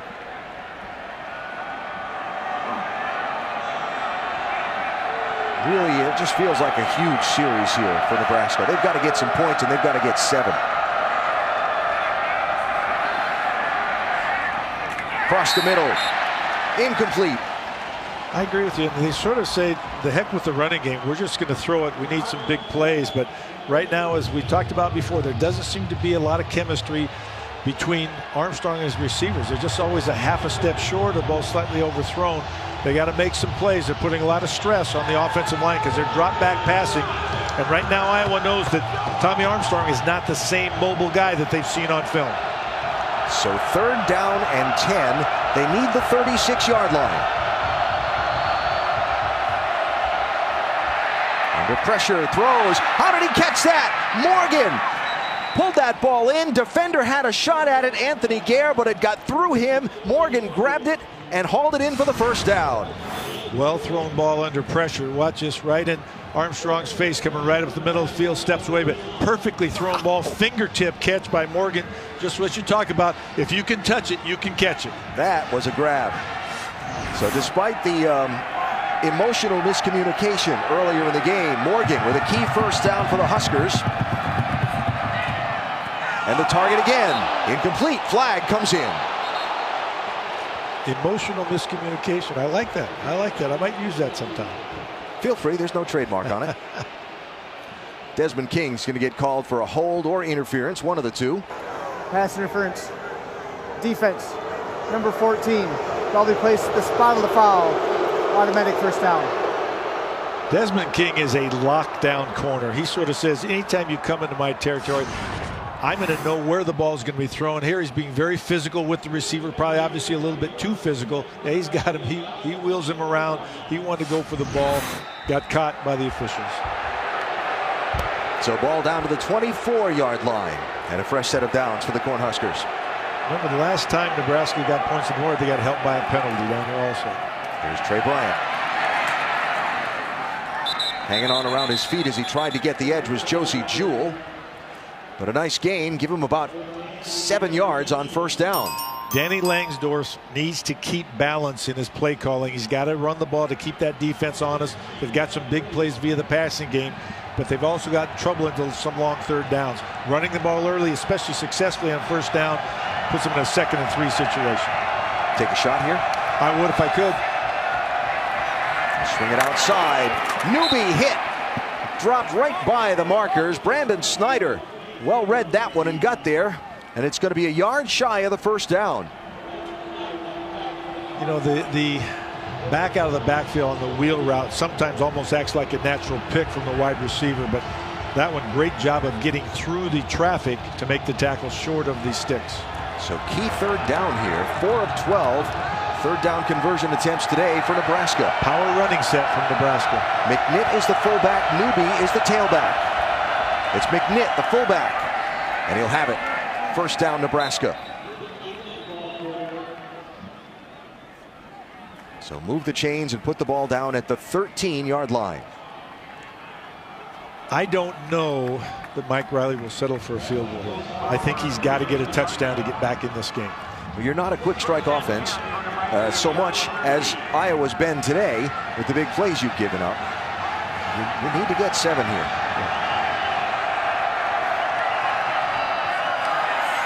Bryant again with a nice gain.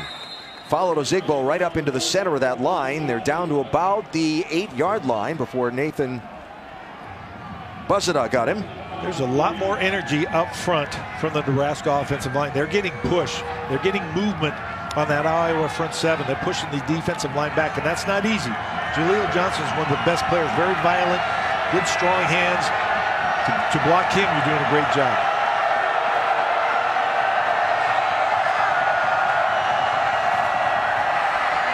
Armstrong throws for the end zone on 2nd down, batted away. That was Joshua Jackson there again in coverage. Remember that starting cornerback Manny Ragumba was knocked out of the game earlier. They're trying to put some stress on some of the backups, and they've stood up well. Watch the push. Jaleel Johnson right in his face. A nice job Get the hand, knocking it down. Joshua Jackson being right there and not interfering, just knocking the ball down. So it's 3rd down from the 8-yard line. They can get a first at the 3.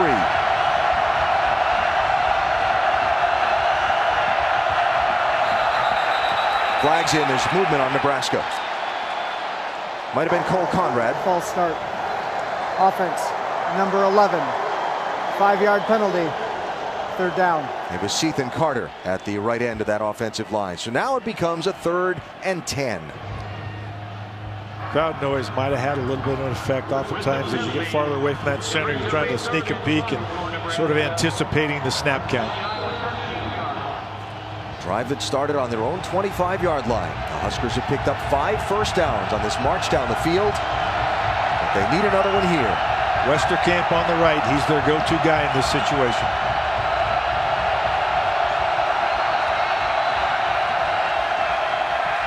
Armstrong throws in and out of the hands of Anthony Morgan. And it's incomplete. 4th down. Sorry, Stanley Morgan. Had Westerkamp wide open on a double move route to the outside. Westerkamp stood with his hands on his hips in the end zone saying, I wish you'd seen me, Tommy. I wish you'd seen me. So they do go for it here on 4th down. Take a look, just see. Open there both times, and they had a chance for Morgan too. A little tougher throw, a little smaller window, but going for it on 4th down now. Obviously, huge play in the game for both teams. They can get a first at the 3. Pressure. Touchdown, Nebraska! Morgan brings it in. They might be starting their 4th quarter magic just a little bit early, and they probably need to. The last one got through his fingertips after the great catch earlier on the drive. This one, he hauls in. Does he get across the goal line? Yes. Yeah, and what a throw under pressure by Tommy Armstrong. So point after try here by Drew Brown. Out of Zach Darlington's hold, and it's good. And Nebraska does get the 7 points. Armstrong a little the worse for wear after that throw. Pressure came, got to him, but he got the touchdown. It's a 16-point deficit. Time these teams played, now playing for the Heroes Trophy. And a reminder that tonight after Arizona State and Arizona cap off the college football night, it's SportsCenter at night on ESPN. Kenny Mayne and Nicole Briscoe will have all the college football, college basketball, NBA, NHL, NFL, and everything else in your Friday after Thanksgiving sports day. Of course, it's streaming live on the ESPN app and on Watch ESPN tonight. I will be watching. So a 16-point game as Desmond King takes it. Won't get as far with this return, dropped at his 30-yard line. And a look now at our good hands play, brought to you by Allstate. One of the big explosive plays that have done so well for these Hawkeyes today, this Riley McCarron. The ball looks like it was stuck right on the end of his fingertips. Perfect throw by C.J. Beathard, and a great finish by McCarron. That was a 77-yard touchdown catch and run. And so the Iowa offense comes back onto the field today. They only had 5 plays of 50 yards or more the entire season coming into today. They've almost matched that total. Can the Husker defense get a stop and keep the momentum on the far side bench? Sean Daniels driving forward for about 3 before Josh Banderas stops him. That's really what it's about right now, right? Husker defense getting off the field. They have to, and this is a 2-possession ball game. If you look at that score, 26-10 at 16 points. So if they can hold them, don't be surprised should Nebraska score that they go for 2. But it is incumbent on the defense to make a stand here. So far today, Iowa's rushed the ball for 203 yards, Nebraska for 94. Both teams, the ground game, such a part of what they do. C.J. Beathard, the senior quarterback, going to hand it off. Not much there for Daniels on that one. It's going to be 3rd down and about 6 for the Hawkeyes. There's a renewed sense of energy for that Nebraska defense. I think certainly that offensive drive and be able to score the way that they did has given them some life and some energy. They know right now this is a huge third down. They've got to find a way to stop this Iowa attack. Hawkeyes have struggled on third down all season. They are only today 1 of 5 converting on third down. They need the 40. Pressure look from Nebraska.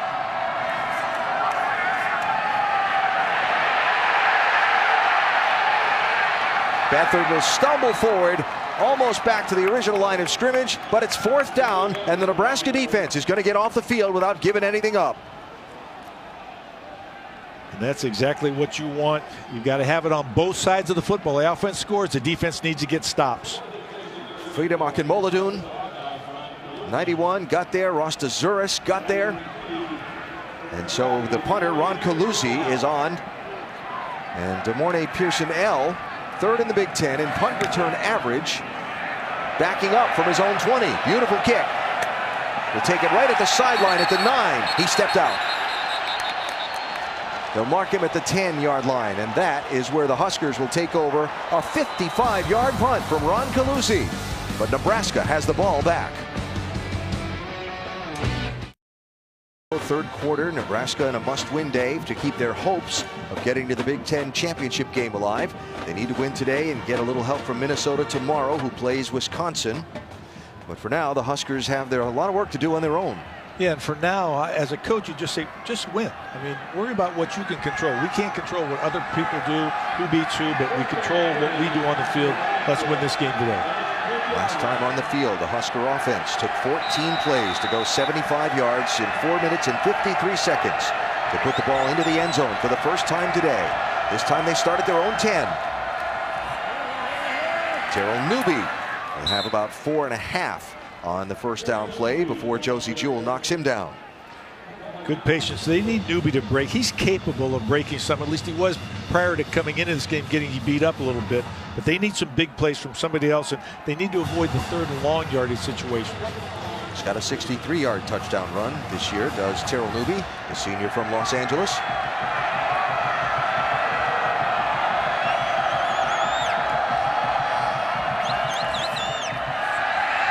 Armstrong throws, knocked down. Josie Jewell read it and got a fingertip on the ball. Ooh, that was scary a little bit, because if had been able to tip it up to himself, he would have walked in the end zone. Great anticipation. See him come under this. Nice job right there. And then he actually backhanded that. Had he put the little fingers together like you tell receivers, maybe that's why he would have been a fullback if he couldn't play linebacker. There you go. So 3rd and 5 for the Huskers. Obvious pass situation.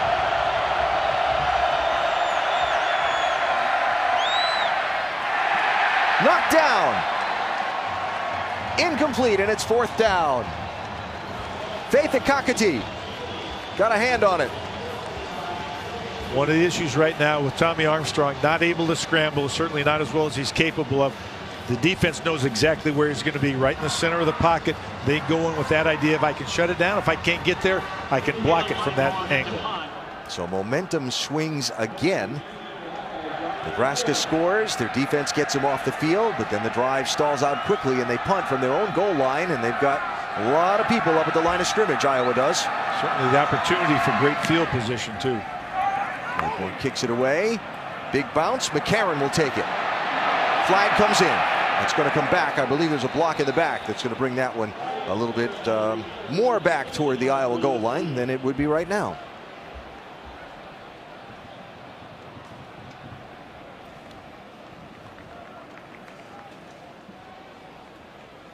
So Jeff Serbinsky will fill us in. During the return, holding, return team, 10-yard penalty from the end of the run, 1st down. So while they mark that off and set the Iowa offense up, reminder that tomorrow College Game Day is in Columbus for the game between Michigan and Ohio State, starting extra early, 7 a.m. Eastern Time, to cover not just Michigan-Ohio State, but all of the big rivalry games on this college football Saturday. Of course, you can see it on ESPN, streaming live on the ESPN app, and on Watch ESPN as well. Can you imagine the scene in Columbus tomorrow? No, I'd like to be there. I can't imagine. We could jump in the car. That's true. All right. road trip. Beathard with a pitch. And Akram Wadley will be out to the 43-yard line, and a nice 8.5-yard gain on first down. Iowa is built for this type of a situation. Got the lead late in the game and run the football, and they can do it. They can wear a team out. We talked about them being a heavyweight boxer. The body blows that they continue to rain on the defense takes its toll. What's Kirk Ferentz writing on his note card there after a 1st and 9? Run the play again.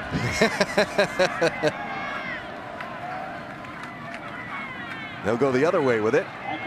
Not much doing. Got about a half of a yard for Akram Wadley, and it'll bring up 3rd down. Michael Rose-Ivy there. Wadley now over 100 yards of rushing on the day, in addition to his backfield partner, LaShawn Daniels, who's at 113. Iowa's willing to run ugly, which means that they'll run some plays that don't look very good, but you keep running them, eventually they'll break them. Huge 3rd and very, very short here. A lot of pressure on the Nebraska up front guys because they got to stop the initial push. Brady Ross is the fullback. Daniels is the tailback.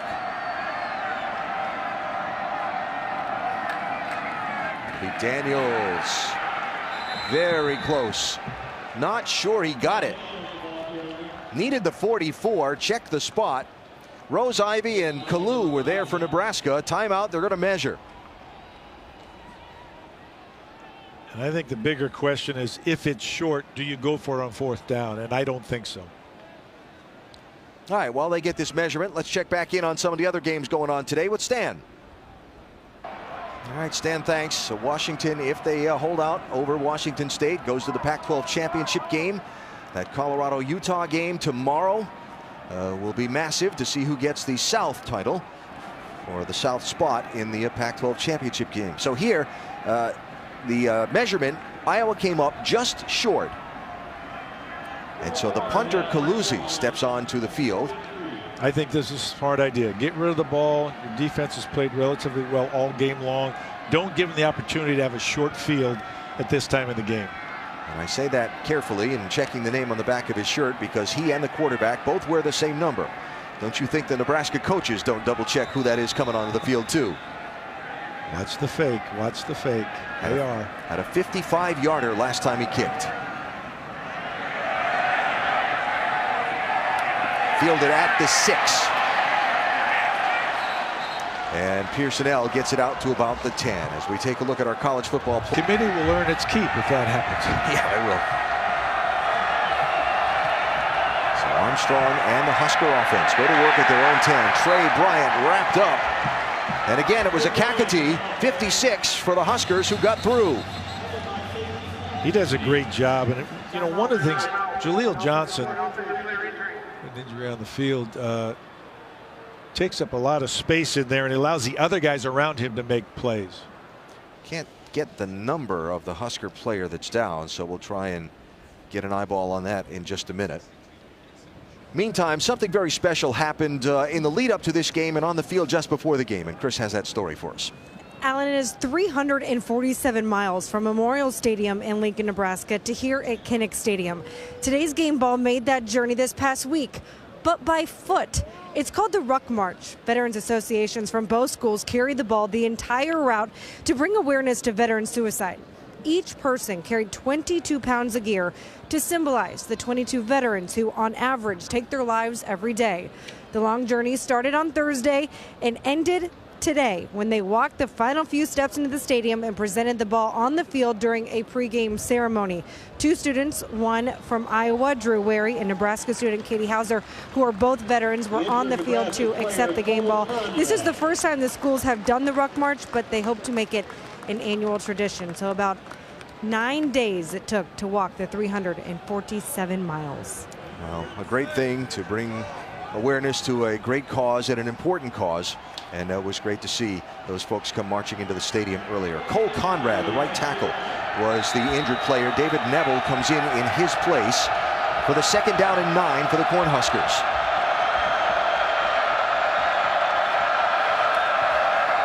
Armstrong throws, knocked down. Josie Jewell read it again.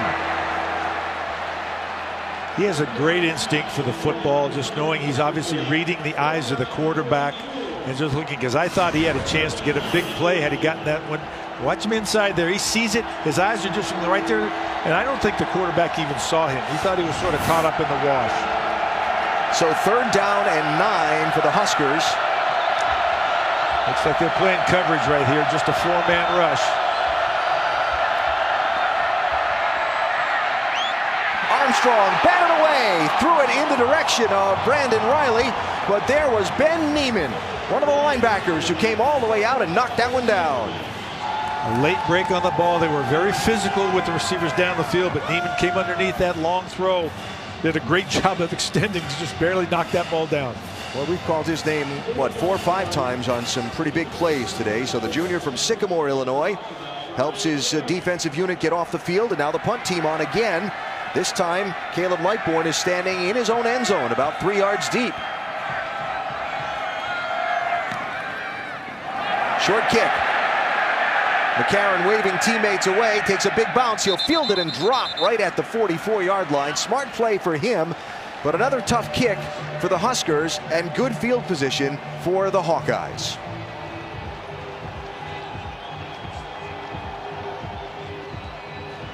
And you think about Lightbourne, who's been in the spotlight some for this team, but he's been in the spotlight for all the wrong reasons. He was not even expecting to play this year.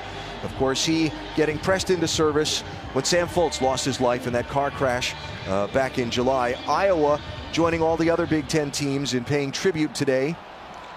We'll show you what they did. They made it private. It wasn't something they did on the field. We'll show it to you after this 1st down play for the Hawkeyes.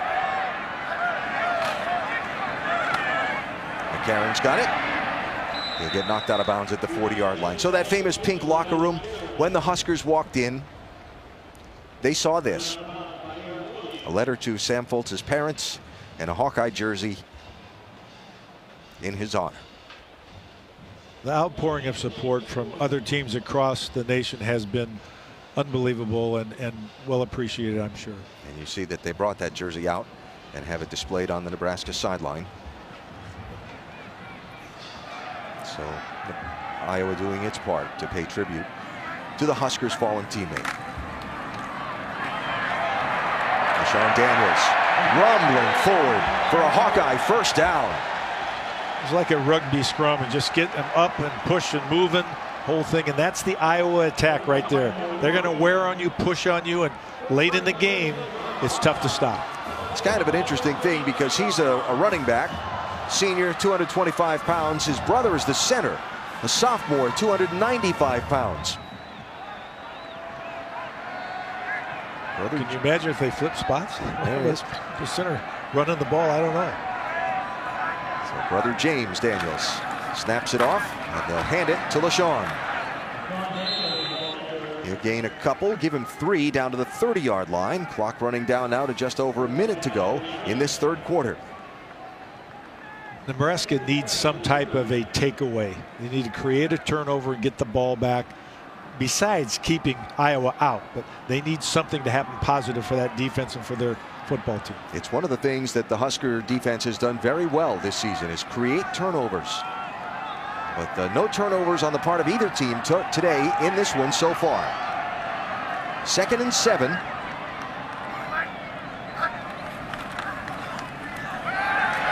Beathard under pressure. Down he goes. Michael Rose-Ivy in on the hit, lost his lid in the process, so he'll have to head off the field.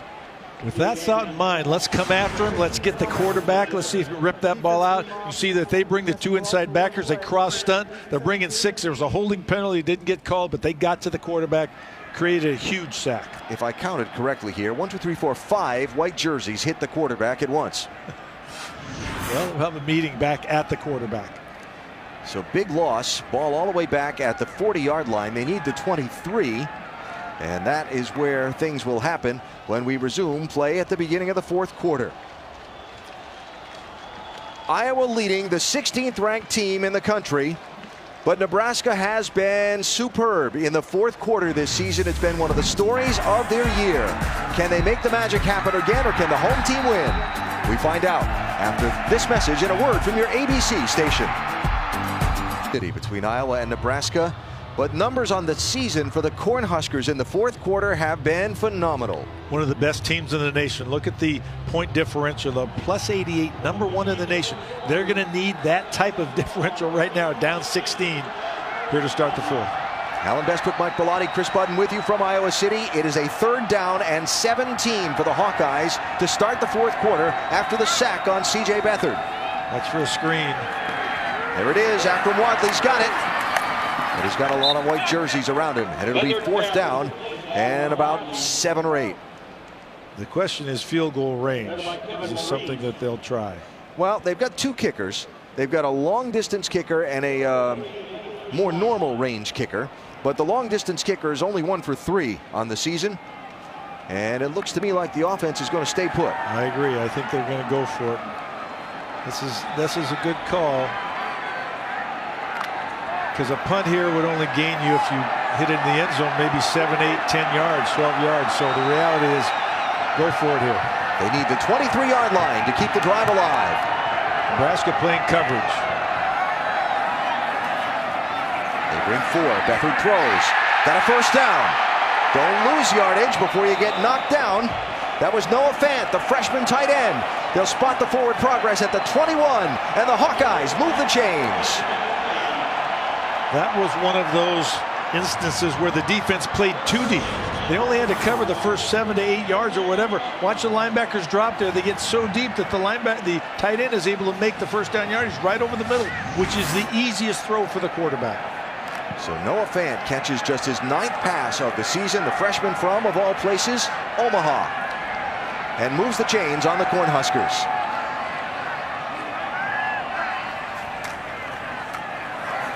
This is Wadley. Gonna get stacked up. We'll get about 1 before he is dropped and set up a 2nd down and long. Back to the 2 tight ends and the 8 gaps, but nice job by Nebraska's defense staying gap sound. Even as they moved and ran that laterally, they still stayed in the gap sound defense they needed to be in. So now in field goal range. Can the Nebraska defense hold the Hawkeyes to 3? Or will they catch Beathard for a sack again if the Hawkeyes try to throw the ball and put him back out of field goal range? All the things to think about in one of these fourth quarters, huh? Never had to do it as a coach. Yeah, oh yeah. Timeout as the play clock was running down, and Iowa will stop it to talk about it. You're not only thinking about those things, you're thinking about 10 plays down the road too. Well, coaches will talk it over. Kirk Ferentz and his team trying to keep a drive going. 18 seniors, including the 3rd of 3 Ferentz boys who got to play for their dad. Here at Iowa, that was Steve Ferentz, one of the offensive linemen. And of course, longtime coach Kirk. Pretty emotional. Last 2nd and long, Nebraska came after him, got a big sack. Let's see if they do it again. Near side McCarron. Squirts through to about the 15-yard line. It'll bring up 3rd down and 3.5 or so for the Hawkeyes. What was senior day like as a coach? It's always tough because it's pretty emotional to start the game. You're seeing guys that you've shepherded from boys to men, and literally for 4 to 5 years of their life and your life, and it's very tough because you become very attached to those young men. You've watched them grow up, and you feel like you're losing some of your children in a sense. Know their families right from the recruiting process on. Yeah. So 3rd down here for the Hawkeyes. Can they convert and keep it going?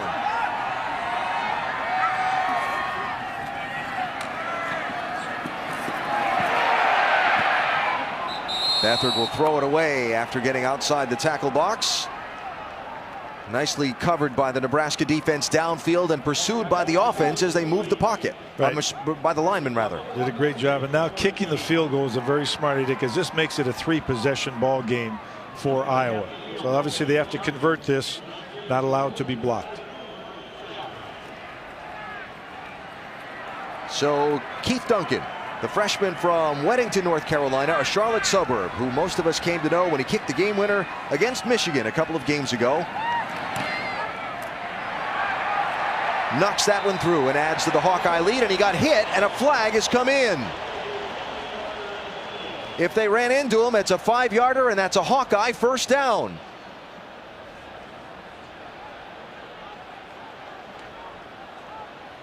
You want to take points off the board, Coach. Running into the kicker. Defense. The 5-yard penalty results in a first down.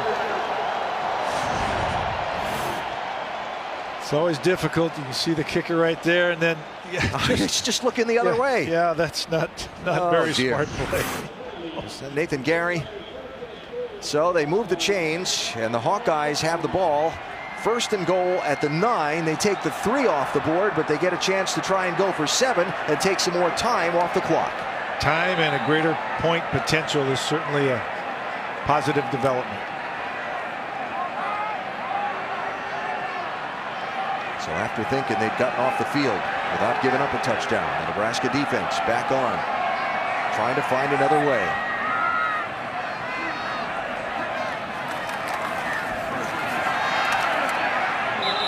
That was Daniels, down to about the 6.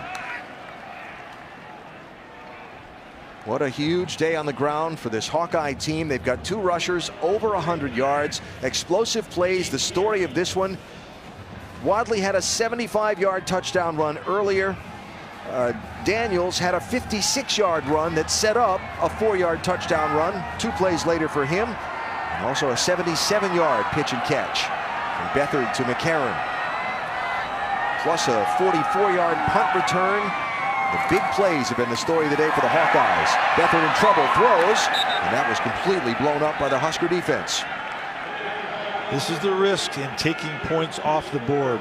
You had a 3-possession lead, and now you're getting to the point where it's becoming a little bit more difficult. You're going to have to kick it again. This is the bootleg we talk about that they do. That's a poor choice of throw. He had to get that to save the distance back to the line of scrimmage, but putting it up like that's always dangerous. Rose Ivy got in there, knocked him down. Couldn't find Kittle, the tight end, so it's 3rd down and goal. And the ball knocked away from its perch at the 6-yard line, so they'll reset it. I'm going to guess we're going to see some form of pressure from Nebraska.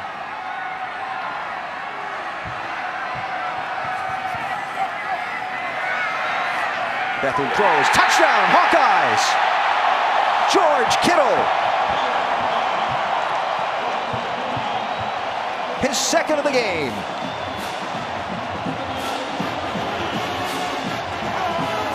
They were hoping he could play tonight. Weren't sure exactly how much he'd be able to do. 2 touchdowns, pretty good though. I think he's had a pretty fair senior day. So Duncan back on now for the point after try instead of the field goal when he got run into. Nice job, Coach, taking those points off the board. 33-10.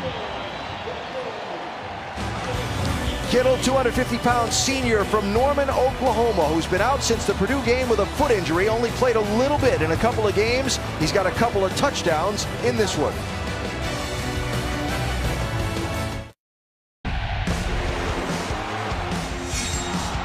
Look at our Pacific Life game summary. Tommy Armstrong came into the game banged up. Iowa's defense has basically challenged him to have to beat him in the air.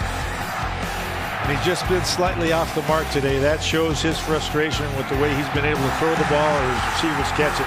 And on the other side of the ball, Iowa just coming up with big plays. Wadley, pass, yes, and just the reality is they had almost as many yards at halftime as they've had average for games this season. Did a tremendous job of exploiting the big play potential. Now, you never know what's going to happen on one of these Thanksgiving weekend rivalry games. I was thinking about Alabama-Auburn and how Nick Saban has lost to Auburn more times in his coaching career than he's lost to any other single team. Hey, late in November, rivalry games, you better come to play. So Nebraska with a huge hole, and they'll take it out of the end zone. This is Jordan Nelson, and he'll only get to the 15-yard line before he's dropped by the Iowa kick coverage team. Let's drop into the studio with Stan. All right, Stan, wow. Falcons have tripped up the Broncos out west there a couple times in recent years. Wasn't it last year Air Force beat Boise State? And yes. Air Force went to the Mountain West Conference Championship game.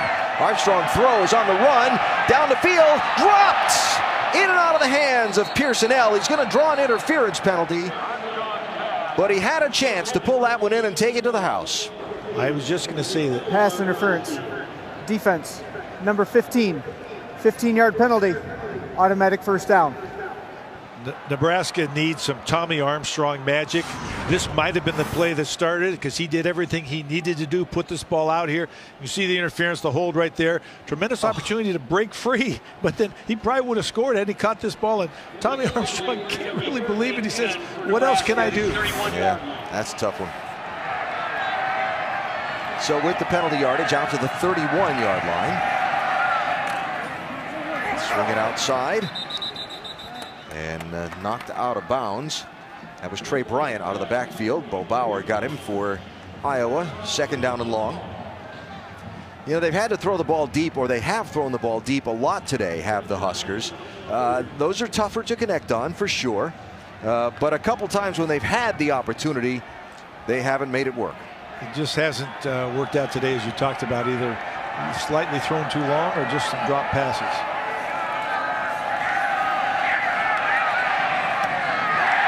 Knocked down, intended for Brandon Riley, and Joshua Jackson was there for the Hawkeyes. One other question, down 3 scores in the 4th quarter. I'm not sure you can huddle up. I'm not sure why Nebraska is not in a no huddle situation, simply because they have no chance if they go at this kind of a pace to try to get back in this game. 3rd down and about 9.5.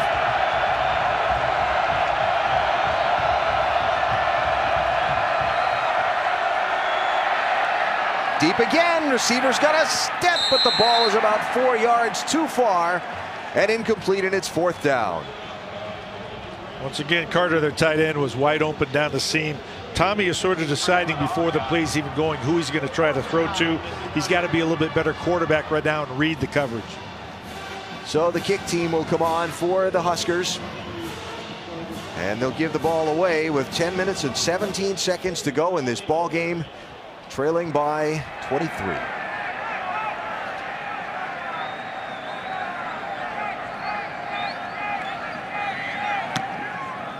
Lightborn will swat it. Fielded at the 26, coming near side. McCarron cuts back and is into Nebraska territory to the 45-yard line. Riley McCarron has had a big game, had the 77-yard touchdown earlier. He's had a nice return or two on some kicks. And now the Hawkeye offense is going to come back onto the field completely in command of momentum in this game at the moment. With a chance to truly put this game out of reach. The reality is right now they can take time off the clock with their style of offense, and they will do that. And somehow Nebraska, if they want to try to win this football game, needs a takeaway from their defense. The previous play is under review. All right, gonna have a look and see if he stepped on the sideline. There was a pretty good collision just prior to him taking off too, both teams. So right there, did that left foot hit the white line, and is it indisputable beyond all doubt? Well, it's hard to say from this angle. Looks like he stepped out, but I couldn't tell you. Yeah, the camera's not right down the sideline, but that might come back. That might be enough. We'll see. Those are not easy calls, and I think the officials have got it right most of the time tonight. Tom Herbert is the replay official for the Big Ten. Referee Jeff Cervinsky also has the ability to look at it with that field monitor. You just saw that wince on his part, like, oh, I don't know if that's enough. Now, that's me putting captions on pictures. I know exactly what you're saying. Let's see from this angle. That looks like he's out to me right there. I think that might be a better angle. Yeah, there you go. Replay was looking at the returner's foot potentially being out of bounds. The ruling on the field stands as called. Iowa's football.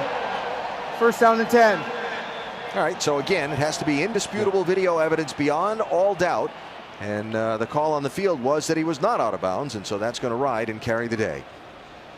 So spot the ball at the 45-yard line of Nebraska after the 29-yard return. And C.J. Beathard and the Hawkeye offense get ready to go to work with LaShawn Daniels as the tailback, and 2 tight ends, and Brady Ross is a fullback. Grind 'em out mode coming at you. Your typical 4-minute offense. That's a pretty good grind. Yeah, 9 yards. That's a good grind. And some would say, because Iowa's offense has only averaged 326 yards per game and they huddle, that they are in 4-minute offense mode the entire season. Yeah. But tonight they've been exceptional. And the reality is they're going to take a lot of time off the clock, run as much time between plays as they can, and then pound the football and make Nebraska stand up. So 2nd and short.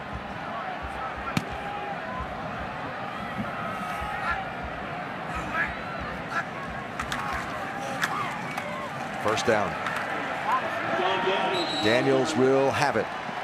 And they'll move the chains and give us an opportunity to remind you about tomorrow at noon Eastern here on ABC. Number 3 Michigan in Columbus to take on number 2 Ohio State in the game. It is streaming live on the ESPN app and on Watch ESPN also. Urban Meyer, as Ohio State coach, has a pretty good record against the Wolverines. But this is the Wolverine team now in its 2nd year under Jim Harbaugh, who has been very solid all year long, except for the one hiccup in the road when they were here in Iowa City. Urban Meyer's been a pretty good coach in November, too. Yes, he has. And a lot of folks think that Ohio State is playing some of the best football in the nation right now. Certainly the College Football Playoff Committee thinks so. They're one of the most talented teams, and I would agree from a statistical standpoint, they're as good as anybody in the nation. J.T. Barrett has been sort of up and down this year as a quarterback, but you know he's a veteran. You also know that he knows how to win big games. Good article on ESPN.com's college football homepage earlier today about how strong Barrett's voice carries in the Buckeye locker room.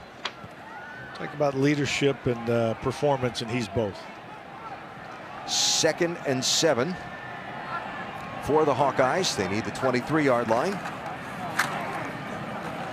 Daniels will not get much. He's met at the line of scrimmage by Michael Rose-Ivy, and it sets up 3rd down. Here's your pick for the top teams right now. Yeah, no surprise. Alabama versus Ohio State, number 1 and 2, and then, but that's going to clear itself up. They're Michigan playing Clemson. The key to me is Washington. They're winning big today, but I think Colorado might be the best 2-loss team in the nation. We're going to find out. Fascinating. Colorado playing Utah in Boulder tomorrow. If the Buffs win, they get a spot in the Pac-12 championship game. If they don't, USC goes to the Pac-12 championship game to take on what looks like Washington. And I don't know if Washington wants a I'm sure they do. I'm sure they want a rematch with USC, yeah. But it could be tough. Daniels again. Be just shy of picking up the 1st down, though. They'll drop him at the 25-yard line. He needed the 23, and so it's 4th down for the Hawkeyes. Now, they're too far. 25, 35, 43-yarder for the field goal try. They're going to go for it. 3 points would put you at a 26-point lead, which means they could not. It'd be more than a 3. It'd be a 4-possession ball game. So there's one thing to consider. But also, if you can't run the ball for 1.5 yards in your own stadium at this point in the season when it counts, why be here? All the big bodies are in tight.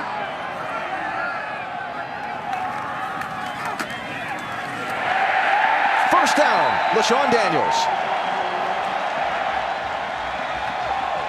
The power back, 225 pounds, running over that left side of the offensive line made it look easy. Well, what a day it's been for LaShawn Daniels. Now up to 149 yards rushing, 6 yards a carry. And the Hawkeye offense keeps the clock running. Now drawing down towards 6 minutes to go. Kirk Ferentz sometimes doesn't win a lot of style points. He just continues to win. They have a chance now. They're on track for 8 or 9 wins this year. Potential good bowl game. Potentially a lot of other things. They can only control what they do, and it's win this football game today. Well, again, because of the season that the Hawkeyes went through a year ago, so many expectations coming into this year. But, you know, as you know far better than I as a coach, every team is different. Every year is different. And even you can bring a lot of the same players back, and the whole complexion of the team can be different. You're right. The unity and the chemistry of a team every year, more than the talent, more than anything else, determines how good that team's going to be. And then it's just a couple breaks and a couple injuries. Somebody staying healthy, somebody not staying healthy changes your whole outlook. And they have had their share of injuries here in Iowa City for sure. A couple of receivers. Offensive line particularly has been a juggle for them all season long. As Daniels again, a good first down carry. Second down carry, rather, sorry. They're getting that good push right now. Remember, we talked about them, Iowa being like a heavyweight boxer. They're going to land a lot of body punches early in the game. And then late in the game, the defense is worried more about taking on the block than defeating the block and trying to make the tackle. So they're getting pushed back now. They got to somehow find some energy. Nebraska needs a turnover, needs a takeaway. But right now, Iowa just content to push that ball down their throats. That last run pushed LaShawn Daniels over 1,000 yards rushing for this season. And remember, his tag team partner in the backfield, Wadley, has 861 starting today, and he's over 100 yards. Down to about the 17-yard line, and it sets up 4th down and 5. I would assume we're going to see the field goal team on the field now. But they might run the clock down and think about it. I'm going to assume they'll run it down, the play clock down, and then call timeout, the way Kirk Ferentz is walking down toward the sideline official, the line judge on the near side.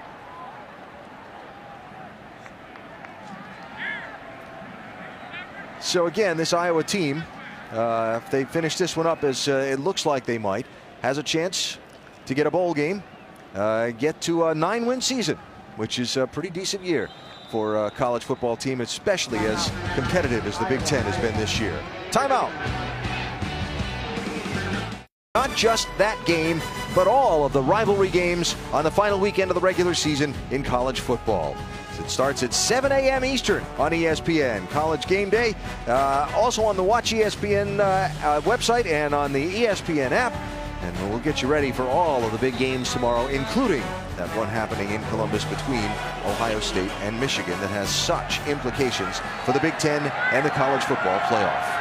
4th down and 5. Offense still on the field. Quarterback kept it. Stepped out of bounds at the 4-yard line. The naked bootleg. He lulled them to sleep. They thought so much that the only guy carrying the ball could be the running back. He did a great job. And Freedom just didn't believe his eyes. He thought the quarterback had the ball, but he said he can't be keeping that football. Nice execution by Beathard. It was. So clock running at 3.5 to go. Maybe the most important stat for Nebraska in this 4th quarter is that they have only had the ball for 1 minute and 8 seconds in the 4th quarter. Iowa's offense has stayed on the field. Wow, 1 minute and 8 seconds. Holy cow. That's domination. Who says time of possession doesn't mean anything? Yeah, well, points per possession is the latest rage in coaching land analysis. And the points per possession have certainly been far greater for Iowa today than they have been for Nebraska. So inside of 3 to go, ball at the 1-yard line. Hawkeyes looking to add on to their lead. Daniels is the tailback. Beathard keeps it, gets hit. Didn't get there. Down there at this point in the game, I'd give it to one of those power backs. I wouldn't let the quarterback carry the ball. He's going to take too many hits. Just give it to one of those guys. Let them have a lead blocker, move the pile, or go over the top. Now, C.J. Beathard has meant so much to this team in his career. As coach, as offensive coach Greg Davis, who was a coach at Texas during the Mac Brown years, says he's had a lot of good ones. And Beathard is right up there with the best of them. He compared him to Colt McCoy, Major Applewhite. I mean, guys that won a lot of football games in their careers. He will hand it. And into the end zone, untouched. For the Hawkeye touchdown goes LaShawn Daniels.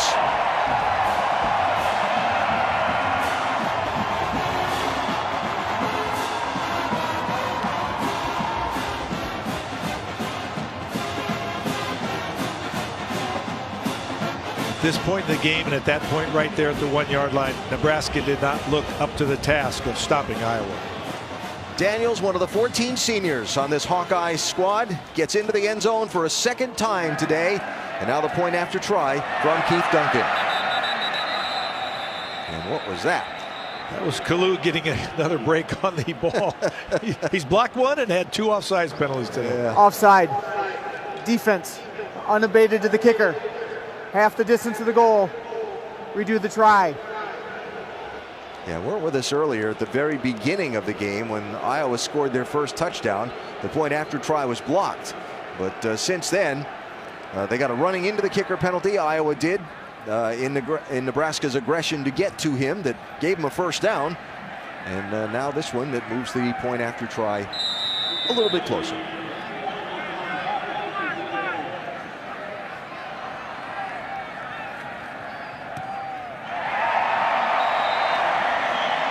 "13 plays, every single one of them a running play. 8 minutes and 10 seconds that drive took. Into the end zone, Daniels for the touchdown. Inside 2 minutes in this one. Another quick reminder about ESPN's College Game Day tomorrow from Columbus, starting at 7 a.m. Eastern Time. 5 hours to get you ready for all of the rivalry games and lead you up to Michigan and Ohio State. You can see the show on Watch ESPN and on the ESPN app also. That Michigan-Ohio State game here on ABC at 12 noon Eastern Time. You know, thinking ahead, I would think we've seen the last of Tommy Armstrong. I'm not sure I want to put him in there if he's injured at this point in this game. You got a bowl game coming up, right? Make sure he's good for that. Kick returned by Jordan Nelson. And a lot of whistles and a little bit of scrum down at the bottom of the pile. Well, we mentioned tomorrow some great college football watching. Michigan, Ohio State, of course, the headliner, the Iron Bowl, Auburn, Alabama, that Utah, Colorado game. Clemson trying to wrap up with their rivalry game. And how about the Michigan State, Penn State game? Every one of those games have college football playoff implications. That's amazing. Riker Fife in, so indeed Armstrong will get the rest of the day off.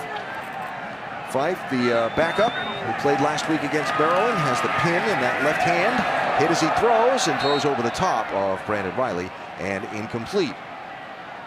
I wonder if he really wanted to go in. He's been sitting all game long, and they've got Zach Darlington. They probably trust Riker Fife, but he is playing with a pin in his left wrist. He's a football player. Of course he wanted to go in. Well, he's a football player. Down there, and I got a pin, and I had surgery this week, so he's a tough son of a gun. Did you ever go down the bench to someone and tap them and say you're in and have them say, no, I'm not?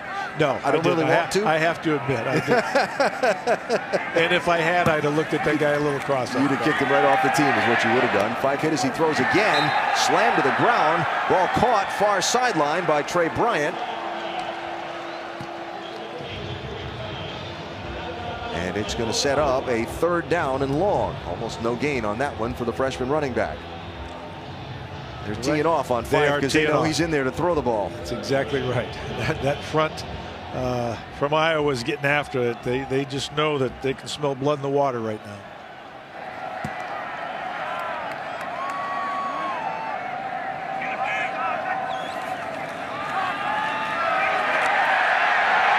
Down he goes. And 4th down and forever. When you think about Nebraska as their chance of the Big Ten championship evaporates here in this final minute of play, aside of the one real dud at Ohio State, you know, the overtime loss to Wisconsin, this has been a massive turnaround for this Cornhusker team in its 2nd year under Mike Riley. Well, and that's what Mike Riley's a successful coach. He's done more with less everywhere he's been, and he'll find a way. Nebraska this year work more on the end of games. Today it didn't really matter, but they've become better and won the close games that they encountered this year. And so they've learned from it. And they've earned the trust and respect of the players for coaches and coaches for the players. Lightbourne will kick. Out of bounds, and a kneel down coming up to run the rest of the clock out in this senior day ballgame. Now a flag comes in late as some extracurriculars at the end of the play. And so we'll have one more penalty call as well in this one before it's over. And that's about frustration and pride. And when you have great pride, it's hard to take a loss, and it's hard to get beat on the field. Yeah. After the play was over, unsportsmanlike conduct. Kicking team, number 16. 15-yard penalty. Iowa ball, 1st and 10.